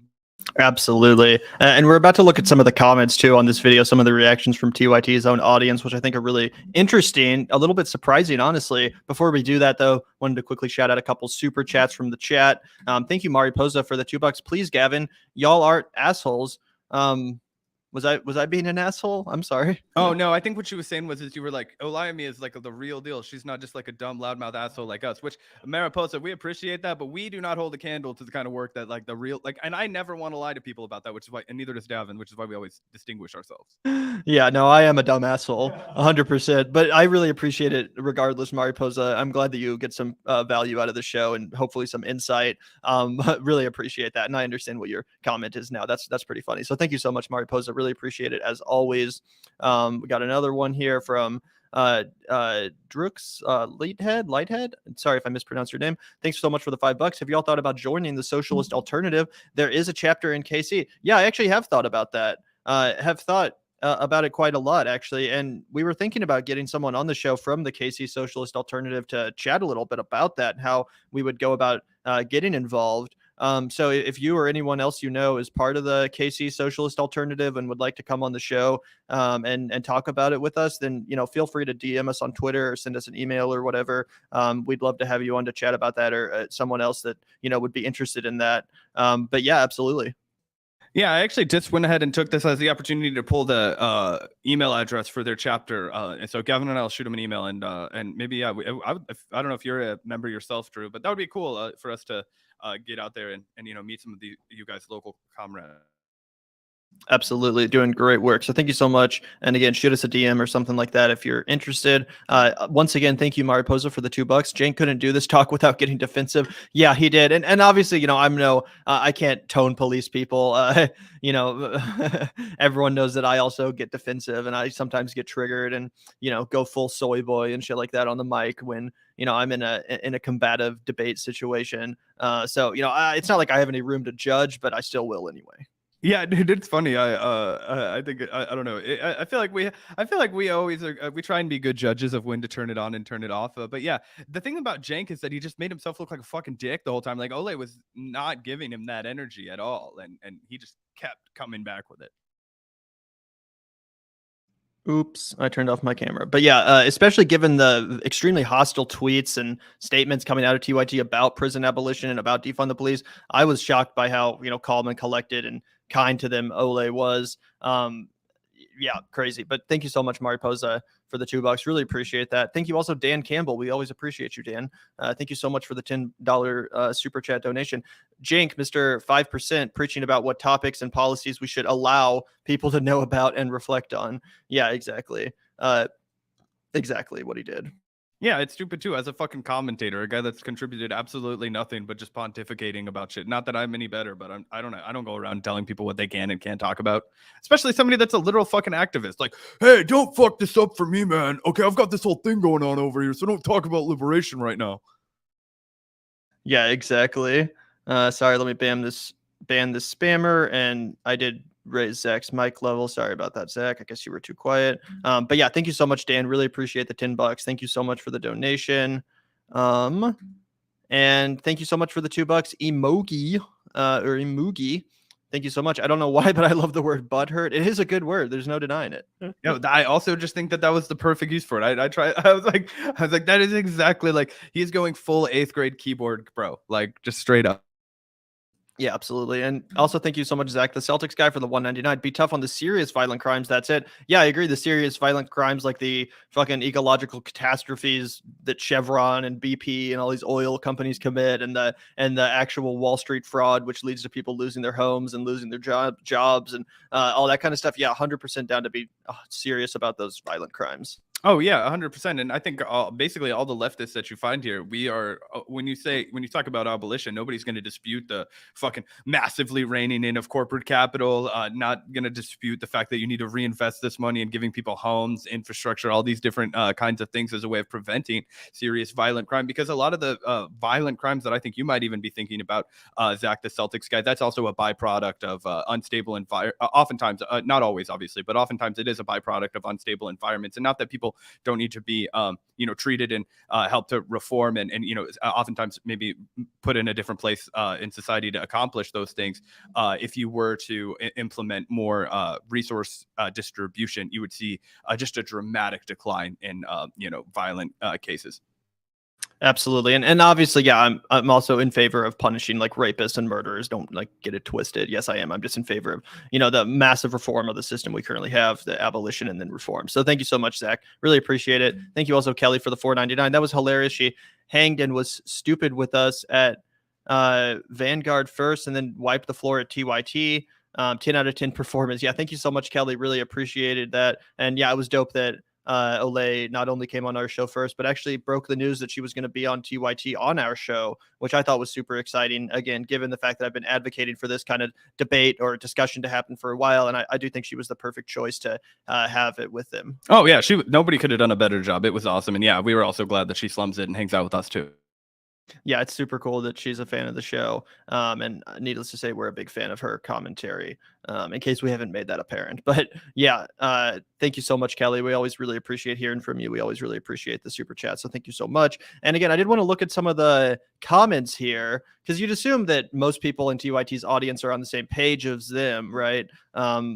Usually if you're going to be watching a channel, you're going to agree more with whoever the host of said channel is. But let's take a look at some of the comments on this video. As you can see here, there's a lot of mixed reactions. This one says, what would a better system look like? It would look like the vast majority of offenders being put in a bounded environment that is health, nurturing community, enables to overcome the root causes of their antisocial behavior. I don't think many people would disagree with that. Josh says, Cenk, you need to stop having black women on and talking over them / getting personally offended by their points. It has nothing to do with you, and it makes you look really narcissistic, immature, and unprofessional. Makes me cringe because it's been getting worse recently. Olayemi is a public defender for a living and has much more experience in this field than you do. This interview would have been much better if you shut up, sat back, and listened instead of constantly trying to come up with a counterpoint that makes you look good, because it didn't. And again, I mean, that does seem to be the way a lot of people have reacted to this. And it's kind of hard to deny, even though, as I said, I can't really judge, as I've also gotten, defensive in debates before. Oh yeah, that guy sounds like he's been listening to the Vanguard, how he does a takedown at TYT. Like, no. Exactly. Here's another one from Cody. The main issue with Cenk's argument was when he brought up the cops saying they were not arresting people because of the prosecutors. He believes cops on this topic when he rightly says you shouldn't believe cops when it comes to things like police violence. I just don't see how someone can hold those two beliefs at the same time. Great point, Cody. Yeah, numbers on the board for Cody. And I would just say that I think that this is really indicative of I think that Cenk has always probably been more conservative than he let on.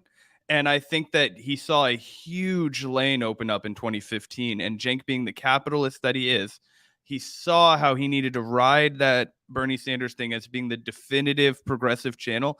But I said it before, like he has this like weird, like Hobbesian understanding of human like development. Like he thinks we're all like inherently evil and that we all won't do bad things. Like he's said that so many times, clear as day. He'll be like, oh, I don't believe in this utopia where we don't need prisons. It's like, well, you don't believe in understanding the root cause for why humans behave the way they do, because that should be the goal for all of us, right? Like we should understand that way you can treat it, right? Because this is all a byproduct. We're just impulse machines and export machines. But anyway, so yeah, I think he's just always been more conservative, and now it really is coming out because there is no Bernie Sanders for him to just kind of parrot the talking points of, and it's just him like being ingrained in his like viewpoint of like, no, this is the way it is, and this is how I see it. Yeah, absolutely. Also, thank you so much, BW in Wisconsin, for the $5. Cenk is an uninspiring lecturing egoist. I mean, yeah. I mean, so am I, right? No, I'm just kidding. But yeah, thank you so much for the $5. Yeah.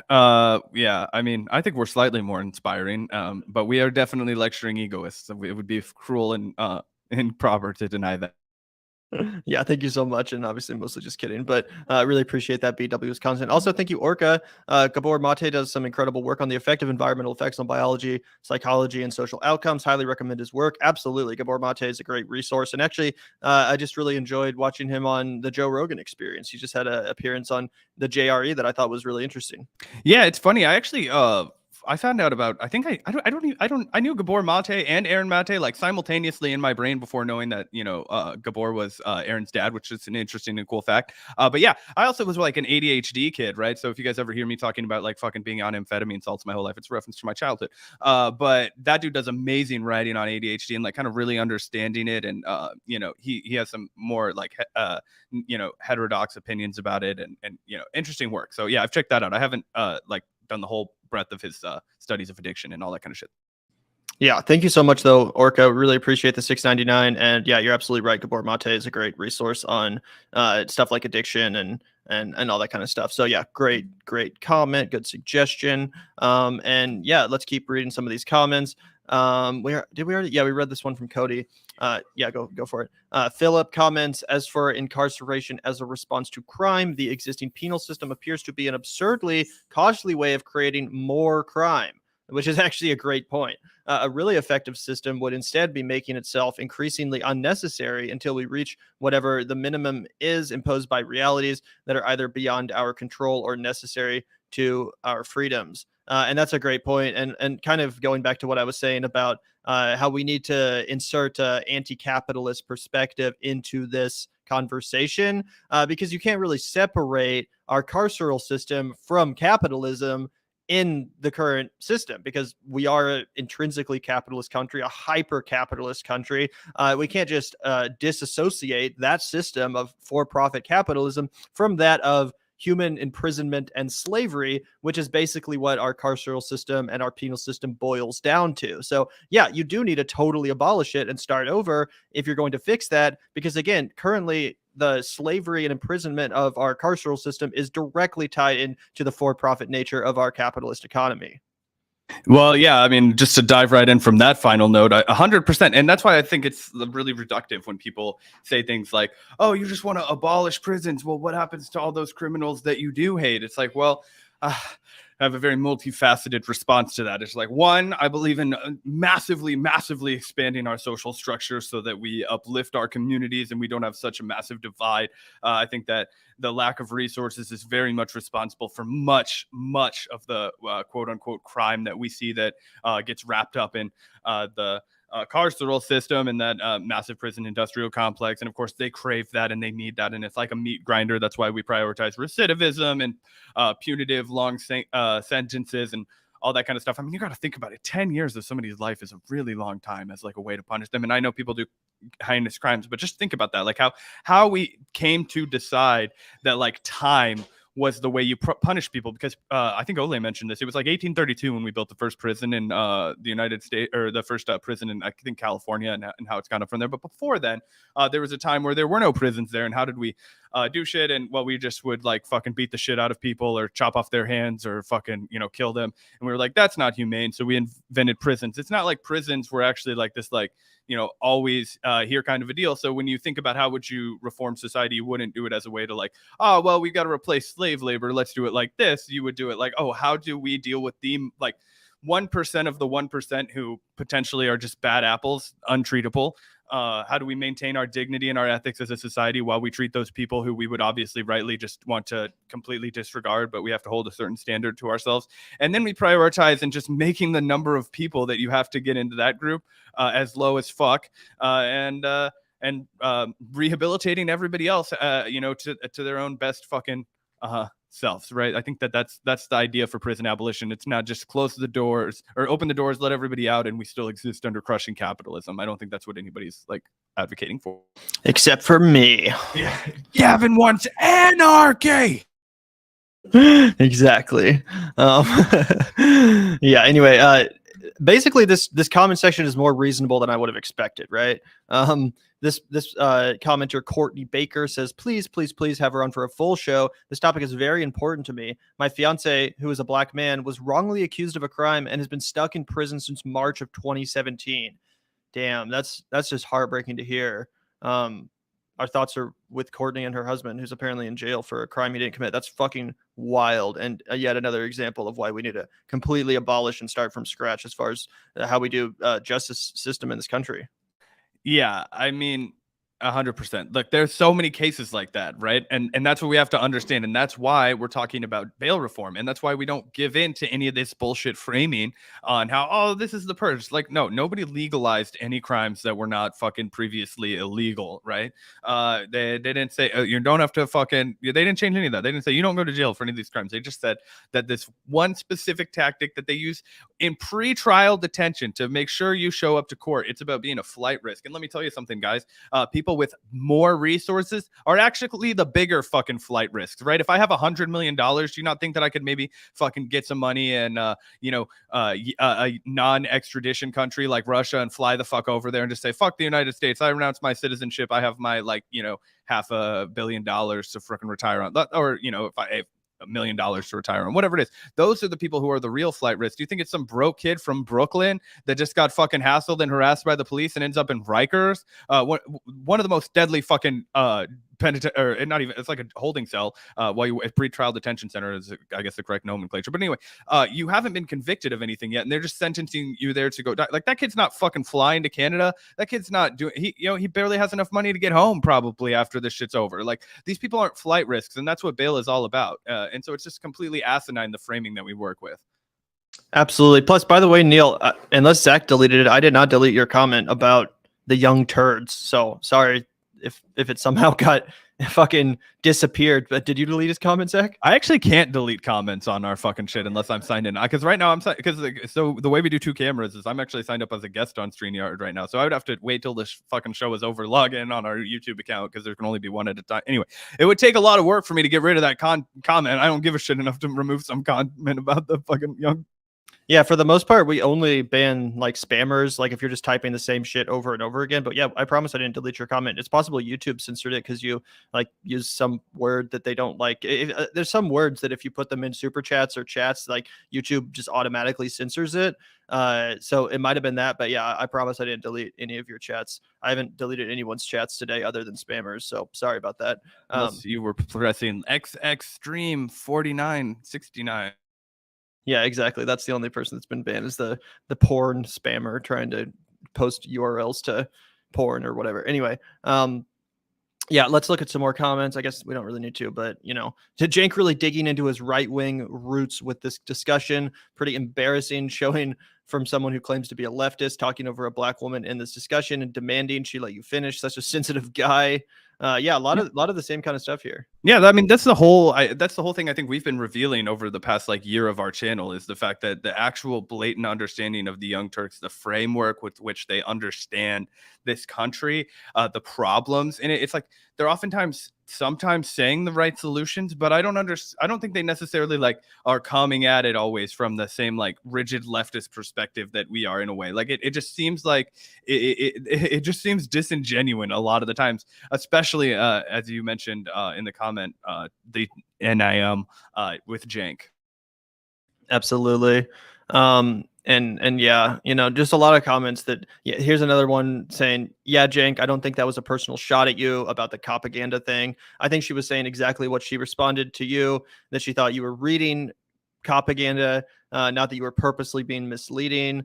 You got a little defensive, Cenk, but remember, there's never a need to, et cetera, et cetera. So, a lot of people are kind of disappointed with the way Cenk performed in this one.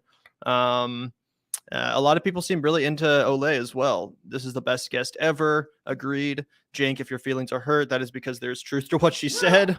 Damn straight. You and Anna have been so judgmental of the people in prison. It's why I canceled my paying membership. Damn.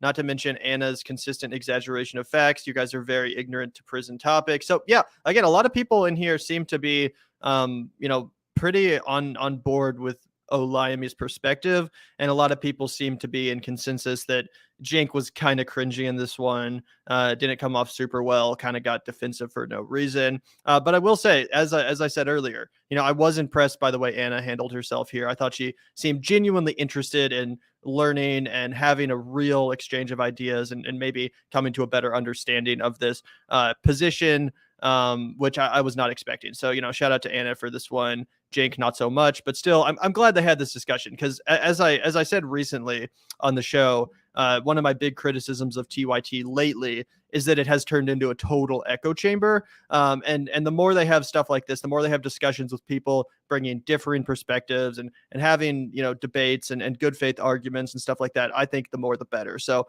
I do have to give them credit for having this discussion in the first place. Oh, 100%. And also just one thing that I thought was really interesting as we went through the comment section, if you guys ever notice, I don't know if you guys get into this as much as Gavin and I do, but if you read the response in the Hills comment section to all of the times that Olay goes on based rants that Gavin and I cover on our show, and we'll be like, she just fucking destroyed Robbie. Or Kim Iverson before she left. It's a lot of pissing and moaning and seething and coping in the comment section, which is how they've curated a very right-wing fucking audience over there. Whereas, the Young Turks, through the faults that we just laid out from, they have curated a very left-wing audience, right?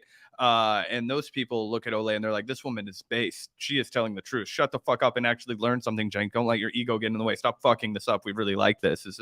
Those people are still charitable to Cenk after all these years. And they're still, please, bro, don't fuck this up. This is like the best guest you've had in years. Like, why are you doing? So I do think it's important to just acknowledge that, right? And when you realize,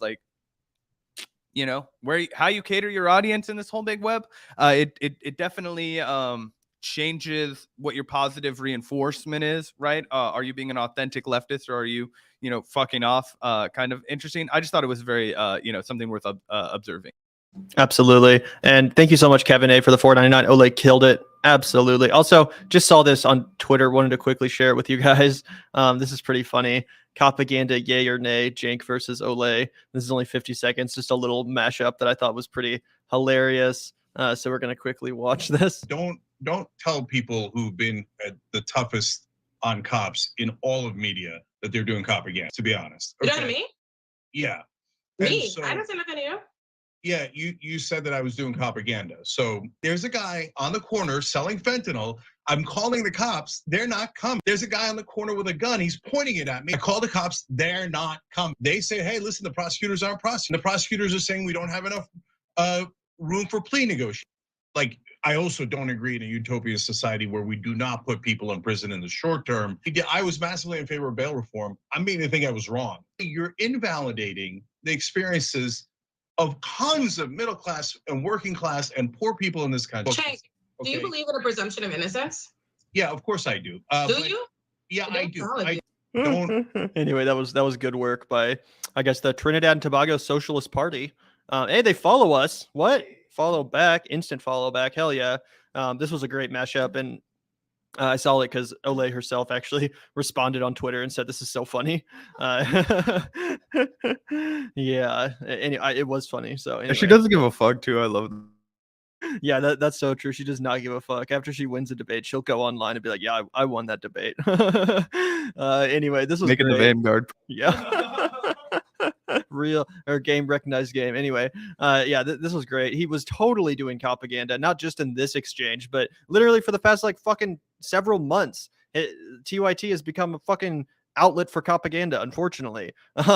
Anyway, we can probably move on to our next story, our final story, but that was great. Oh, go for it. Okay, you want to segue into Contrapoints now? Okay, cool. Well, we have a couple more stories, I guess. But the next one we wanted to talk about actually involves another leftist content creator, that being Contrapoints, who's on YouTube, big bread tuber, does a lot of really good video essays. I've really enjoyed a lot of Contrapoints content in the past. Specifically, her video about J.K. Rowling is amazing. Check that one out, guys, if you haven't already. I think that's one of the best breakdowns of J.K. Rowling's transphobia. However, saw this on the TL yesterday and can't say I was expecting to see this. So here's a tweet about Contrapoints, who apparently has appeared on Hillary Clinton's new show with her daughter Chelsea Clinton, which I think is called like Gutsy Women or something. They go around and like, interview all these like influential, powerful female voices and pop culture. They had like Megan the Stallion on. They had like all these kind of like powerful feminist type voices and stuff. Anyway, I wasn't expecting Contrapoints to be one of the guests on the show, as this Twitter account Z Squirrel says, doing a friendly chat with Hillary Clinton, a war criminal who is directly responsible for countless deaths abroad and at home while making a career as an edgy radical left video essayist, is incredibly hilarious. And I don't want to get copyright strike, to be honest, because I bet they will. But basically, it's Hillary and Chelsea Clinton here in Baltimore, and they come into Contrapoint's house. I think her real name is Natalie. They come into Natalie's house and, they're like, oh, this is so cool. Look at all this crap. Look at your cool hats and your cool backgrounds. And they're basically just, chumming it up with Natalie here, who again is a leftist video essayist rather. And of course, this account goes on to talk about how Hillary Clinton has killed millions of Iraqis, Afghans, Yemenis, Libyans, Palestinians, let alone Americans, especially black and brown, with her policies. They think it's totally fine to participate in her vile, self-serving propaganda series because she's a Western politician. It would never enter into their mind to even consider doing this with a non-Western political figure who hasn't done anything even remotely close to what a figure like Hillary Clinton has done, because that's clearly evil and gross and dirty. It's so depraved and disgusting. And that's true. I don't think you'd see someone like Natalie sitting down with like Mohammed bin Salman or, someone like that. Like, I think that is a fair point to make. Admittedly, I have a little bit of mixed feelings about this, because I think the most charitable interpretation of what Natalie's objective was here was just like, she probably thinks, as a trans woman and as a trans activist, the more normalized the trans experience is, the more, people in the mainstream understand and accept trans people, the better that is for their community. The less suicide, the less violence. Again, the goal of a lot of trans activists is just kind of to normalize the experience of being a trans person the most as possible. So if that means going on some TV show to represent the trans community, then, whatever. Again, it's going to lead to more acceptance from the public. So that was probably her goal here. That was probably her objective. And, it's hard to argue with that. That being said, it's also hard to argue with this, that Hillary Clinton's a war criminal, that she's directly responsible for countless deaths, and participating in her little shitty Hulu show is also kind of normalizing her and the crimes that she's committed. So it's kind of a tough one. What do you think? It's not a tough one for me, man. It's not a tough one for me. One, let's just be real. I'll play my cards. You mentioned the J.K. Rowling's Contrapoints video, legendary. I mean, one of the best pieces of video essay content that you could find from the last 5 years on YouTube, probably. Another one that was excellent, Jordan Peterson. She crushed JP into like a fucking complete just pile of dust, right? No question about it. That was an awesome video. And I mean, Gavin and I, we used to joke. It's like a fucking, big moment when there's a new Contrapoints video, because they're usually like fucking 2 hours long, 90 minutes, something crazy, and you get to watch it. It's like going to the movies, right? You watch it. And so, with all the context that I'm saying, I've watched a lot of Natalie's content, right? Like at least 5 or 6 of those long fucking videos I've seen. I mean, she did the one on Envy. I've done why Contrapoints watching. It's good content, right? But this is bullshit, right? As somebody who's like the queen of the woke scolds, as somebody who like makes a fucking living on Twitter being like, oh my God, like don't say this. Like, bro, you can't go out and just get all chummy and with Hillary Clinton. One, let's just take this apart from so many ways that this like 1 minute fucking clip was gross to me. So yeah, they're being all like fucking like huggy and like fake friendly and all this stuff. Like she's directly participating in the rehabilitation of Hillary Clinton, who's done all this kind of stuff. But let's not pretend she was a fucking queer ally. This woman didn't even support fucking gay marriage when she ran for president in 2008. I mean, this is like not a good person, right? Just not a good person. No record of standing with the queer community at all, right? I doubt it's going to be a challenging conversation. I haven't seen it, but I doubt she challenges her on her fucking record and her stances on never, ever, ever, ever once until it was massively popular being on the side of the fucking queer community. So let's take it there. From a class perspective, could you imagine, Gavin? Do you remember that meme that was going around where Hillary Clinton goes into a regular person's house and she looks horrified and she's just like looking around like, this is how regular people live? And it's just like a fucking regular apartment. Like, I have lived in way shittier apartments that Gavin will attest that. And then the fucking picture where Hillary Clinton looks horrified to be in this. I've lived in some fucking shitholes, okay? And then you immediately have two of the most privileged women of all time. Hillary Clinton and her daughter Chelsea walk in and they're like, oh my God, such a gorgeous home. So this lady's living in like something palatial, okay? And she's like she's like, oh, well, I have to spend all this money on antiques and decor because I'm battling people's attention from cat videos. And it's just like, bro, do you not understand at all how this is just fucking terrible? Like, if you wanted to go on there and show up and do some like Borat style performance art with this lady, I don't care at all. I don't care. I also don't care if you want to go on there and debate with her. Of course, debate Hillary Clinton. Take that opportunity to expose her fucking hollow ideas.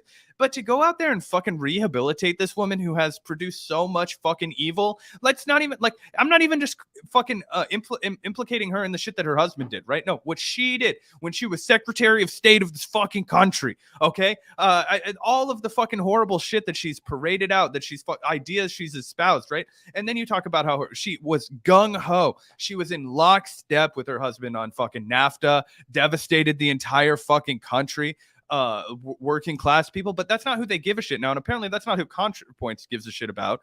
It's no working class audience. This is just a bad look. And again, for being the kind of person that wants to like woke scold and like she like unfollowed Vaush for like making an edgy joke. It's like, oh yeah, but at least you didn't come out here and give a bear hug to Hillary Clinton and get all chummy in your own fucking home. Dude, in your own home? What the fuck? I'd have to get that place burned to the ground, rebuilt, and then saged if I ever wanted to sleep in the place that Hillary Clinton had walked around. Are you fucking kidding me? I'm surprised that she didn't like fucking melt if she drank a glass of water. Like, I'm serious. I don't know what the fuck is going on. I would never touch that woman. You couldn't, a million baths wouldn't cleanse you. Like, I don't know. I don't know. It's not hard for me. This picture, this is Gavin will attest. Do you remember when I lived on 9th and Jefferson, dude? My place was way shittier than this, dude. This is a normal ass apartment. That's actually, well, they got some plants. Anyway, it's just so fucking crazy. But no, she's like walking in, oh my gosh, this like Victorian fucking home that Contrapoints has for herself. And I'm not even necessarily begrudging Contrapoints for that, but for somebody who claims to care about optics, the optics of everything you just did were so self-serving. It was to grow your fucking audience with more people that can subscribe to your Patreon, which is already fucking massive. Like, come on, dude. I can't make excuses for this. This was bullshit. Yeah, this is one of my favorite memes of all time too, or like meme templates. It's like when you walk into the 7-Eleven high as fuck, Anyway, great meme. Also, thank you so much, Mariposa, for the $5. I agree with Zach. I'm a trans woman. We don't need this type of representation from Natalie. Love the art, not the artist on this one. Incels is my fave. Yeah, well, thank you so much for your perspective, Mariposa. I think that makes a lot of sense. Yeah, absolutely. And the incels one is another great fucking Contrapoints video, 100%. Yeah, she's done a lot of good work, no doubt about it, which is why I was a little bit weirded out by the fact that she's chumming it up with Hillary and Chelsea Clinton. Kind of awkward. But thank you also, Scott Cove, for the $5. Really appreciate it. Scott, former Green Party Youth Caucus co-chair 2019. Want to clear up. Jesse Ventura entered the 2020 Green Party primary way late, expected to be handed the nomination and lost.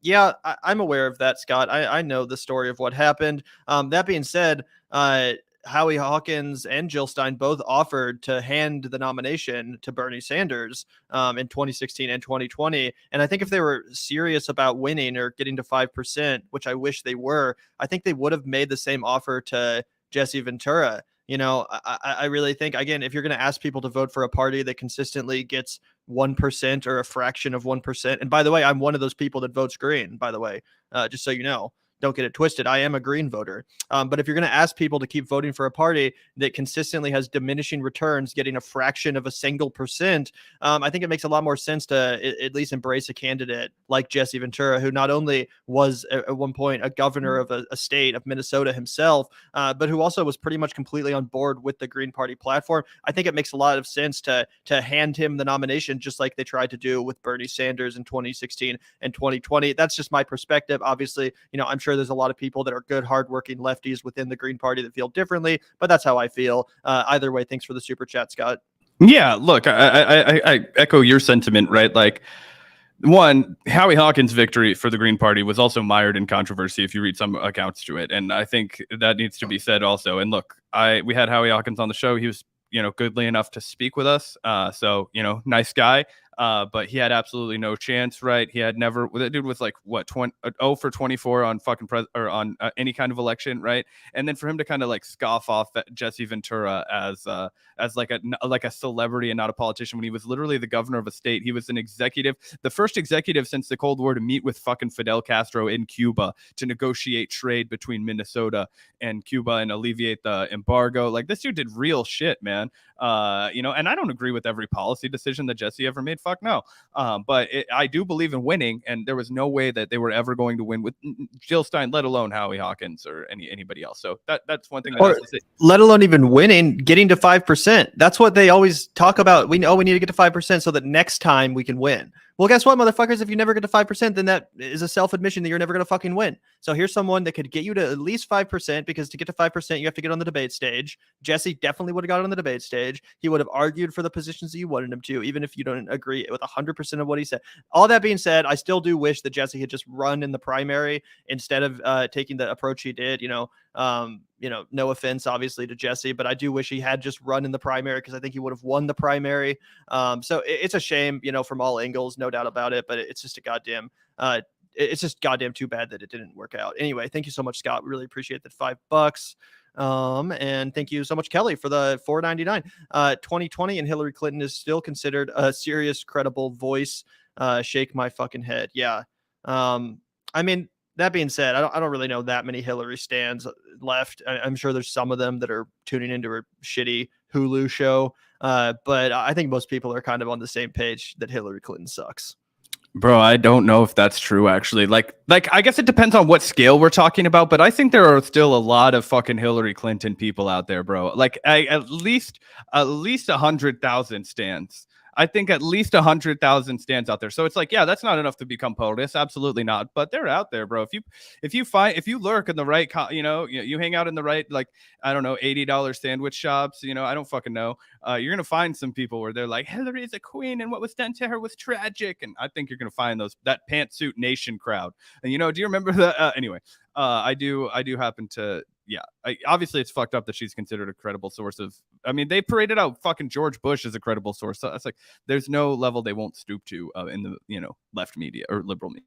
Yeah, I'm not denying that there are stands of Hillary. There definitely are. But she was also the most historically the most unpopular Democratic nominee of modern American history. I think she had like a approval rating in the 30s, even among Democrats in 2016. And just anecdotally, I know a ton of normie Democrats, people that have no problem voting blue no matter who. And even they were like, oh, fuck, I hate Hillary Clinton. I do not want to vote for her. I'll embrace Bernie Sanders, even though normally I wouldn't, because I just hate Hillary so much. So I definitely think she's an unpopular politician relatively to other Democrat politicians, even among normies. But as Daniel says, and as you said, there are definitely still Hillary stands out there. No denying it.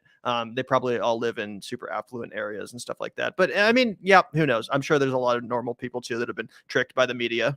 Yeah, just the Hamptons crowd. I would imagine Hamptons blue checks. Like, you still think that Chris Cuomo should be fucking on air. I don't know. Anyway, yeah. Did we have anything else you wanted to get to before this last story? I just wanted to get everybody in the chat's reaction to this, because this is the first time where I'm like, oh man, this is the first time where I was like, I actually think we're starting to get real, concrete evidence that Joe's not going to run again in 2024. And I would be interested to hear from Chad and you as well, Gavin, what your thoughts are from this, because it's going to open up just a clusterfuck of possibilities for the Democratic Party primary, potential scenarios. They just say, fuck everybody. We're going to try and correlate Kamala and then take a massive L in the general. They boot Kamala and abandon their whole push for identity politics. Like we talked about, they meet in the middle with a guy like Pete Buttigieg. What's going to happen? I don't know. But first off, let's hear this clip out and hear from the guy himself say, not looking Tuesday, good. The annual inflation rate came in at 8.3%. The stock market nosedived. People are. Oh, wait, this is really long. So I'm actually just going to I thought that I had it saved, but it reloaded. So it basically just says, you look too early to make that decision. So I said, take a decision has not been made in your own head. He said, like, my intention is, as I said to begin with, is that I would again, but it's just an intention. But is it a firm decision that I run again? That seems to remain seen. And I just think that this is like the backpedaling that we're going to start to see after the midterms of him actually being like, no, I'm not going to be able to do it. But Gavin, what was your response to this? Because I know you said you saw it going around. It does seem weird that he's not being more definitive. You think if he was going to run for president again, he would just say, yeah, I'm going to fucking run. Like, why give this mealy mouth non-answer if you're not 100% sure? So I don't think he's 100% sure. That being said, I'm also not willing to say that he's not going to run. I think it's about a 50-50 chance. And honestly, I don't even think Joe Biden himself really knows. I think, he's old enough. He knows he's old. He's probably going to wait another year or so and honestly make up his mind at that point, depending on how fit he feels mentally, depending on how fit he feels physically, depending on whether or not he thinks he's up for a grueling campaign against potentially Donald Trump. So, I really do think it's 50-50. I really just think it's just going to come down to how Joe Biden feels when the time comes to make that announcement, when the time comes to make that decision. And then, he'll decide from there, am I all there mentally and physically to the extent necessary to run a successful campaign, a grueling campaign, like I said, against Donald Trump, probably. So I think it'll come down to then. It's hard to say for sure. I think there's compelling arguments on either side, but ultimately the one thing that keeps me going back to thinking he will run for re-election is the fact that if you look at polls, if you don't include Biden in 2024 polls, got Bernie Sanders coming up in those polls. He's in some polls he's one, in some states he's number 2, in some states he's number 3. But either way, he's part of that conversation. Who was it? Faz Shakir came out and said that if Biden does not run, that Bernie Sanders will run, which I almost wish he had not said, because now I feel like Biden will definitely run. So I think they're afraid of a progressive challenger. I really do think they don't want to have an open primary because they know that Bernie or someone else with a progressive vision for this country will rise up in the poll. And especially if they're trying to coronate someone like Kamala Harris, it's going to be 2016 all over again. If they clear the field for Kamala and then Bernie Sanders or someone else who's an actual progressive that's capable of inspiring a kind of populist coalition of Americans, I absolutely think that they would just run Biden and try to squash that possibility from unfolding in any way, shape, or form, because they don't want to have to contend with another uprising, another populist coalition of Americans that support progressive policies outside of the neoliberal establishment. So, that's what I would say. Yeah, I think that there's a lot of truth to that. I think that the big thing is that this dude's going to be 80 years old next November. 80 years old, or not next November, like the November we're about to have in like 2 months, right? So he'll be 80 years old. And the peak time of a fucking presidential campaign, like for that entire 2024 year, he'll be 80. I mean, Jesus Christ, bro. I mean, that is a big task for anybody. Like, anybody's going to be exhausted doing that. And you have an 80-year-old man who's pretty feeble. Obviously, they're not going to be campaigning him. They couldn't campaign him like really rigorously last time anyway. I think he'll do a lot of like basement Joe kind of stuff, and just kind of like lean on the fact that he's the current president of the United States and business as usual if he does run. But I don't know, man. He doesn't look great. I think that it might fucking kill him if he ran again and they did try and like push him too hard. Like, just seriously, like Bernie had a heart attack trying to walk all those walks. Like, I don't think they would push Joe that hard, but they could seriously jeopardize just having like their president fucking die if he ran again another 4 years too. I'm not even kidding. That's not even a joke. Like, an 83-year-old could easily fucking die while they're in office. You know what I mean? Like, if he ran for another 4 years. So that's what Kamala wants to happen. Yeah. And then they definitely, that's the other thing, right? Like, they definitely have to have an open primary to get rid of Kamala. That's the one wrench in this. They don't have a good VP. They don't have a VP that could win an election at all. Yeah, exactly. Although I still think that, if Joe Biden does run for re-election, I don't think he's going to be out there on the campaign trail every day doing rallies and stumping and shit. Like, he's going to be in the basement, just like in 2020. And if people try to come after him for that, they'll say, well, what do you want him to be doing? He's the fucking president. He's busy doing actual work. He doesn't have time to engage in this horse race bullshit. So that's going to be their excuse to keep him in the basement again. And I actually don't think it will be as, grueling as maybe a normal campaign would be under different circumstances, just because it's Joe Biden, but who knows? Oh yeah, 100%. That's what I was kind of saying. Like, they're going to be doing the basement Joe circuit, but it matters.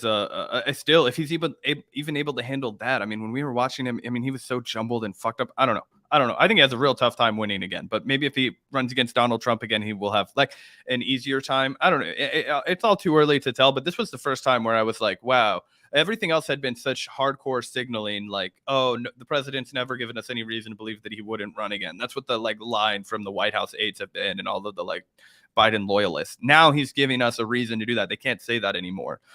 So who knows? Absolutely. And thank you, Jerk Dad Ass, for the $4.99. Really appreciate that. I think he's only holding out possibly because it catches the progressives challenger off guard, doesn't give time to build. We got to start now, force the primary 2024. That's exactly what I'm saying, Jerk. That's exactly what I'm saying. The longer they put it off, it gives progressives less time to build up a serious challenge that would be capable of winning. So I think that's 100% true. And again, whether or not it's Bernie or someone else, I really do hope that someone fucking challenges Biden or Kamala or whoever the establishment candidate is. It would be a real tragedy for the movement, for the progressive policy goals, if no one's representing said goals on the debate stage. 100%. But anyway, shout out to you, Jerk Deadass. Appreciate you for the $4.99. And I think that's our show for the day. Rocking and rolling for about 2 hours.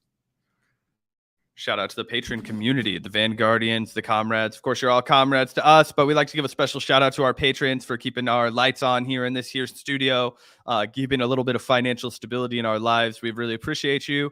And also it helps us fund some more ambitious long-term content that obviously, we won't see a return from on YouTube, but you guys like it, so we make it anyway. Yeah, thank you guys so much for the support. We always like to start and end our shows with a big shout out to the patron community because they make the show possible. So we really appreciate your guys' support. If you're interested in joining our patron community, the link's going to be in the description. As always, you can find it in the description. We really appreciate it, guys. As Zach said, keeps the lights on here. And yeah, thank you guys so much for the support. It really means a lot. And thank you so much. We'll see you guys next time. Had a really good live stream though, like you said, Zach, over 2 hours today, so quite a marathon live stream. Make sure to hit that like button on the way out if you haven't already. And also just a quick announcement, if you haven't already and you'd like to see Zach and I talk some more about other less politic related topics, then feel free to subscribe to our other channel. The link is in the description below. If you'd like to see us talk a little bit about movies, television, and pop culture, we do have a second channel called Screen Fiends. We're trying to get those subscriber numbers up on it so we can reach monetization and then produce even more content for that channel. So hit up that link in the description and subscribe to our other channel, Screen Fiends, if you're interested in seeing some of that kind of content. Obviously, politics can get heavy and depressing. So I know sometimes personally I like to, balance it out with some more lighthearted pop culture kind of entertainment and commentary. So if you're the same way, feel free to hit that up. It's a good time. Going to be producing more content in the near future. So hit that up, guys. Really appreciate it. And thanks everyone for tuning in. We'll see you next time.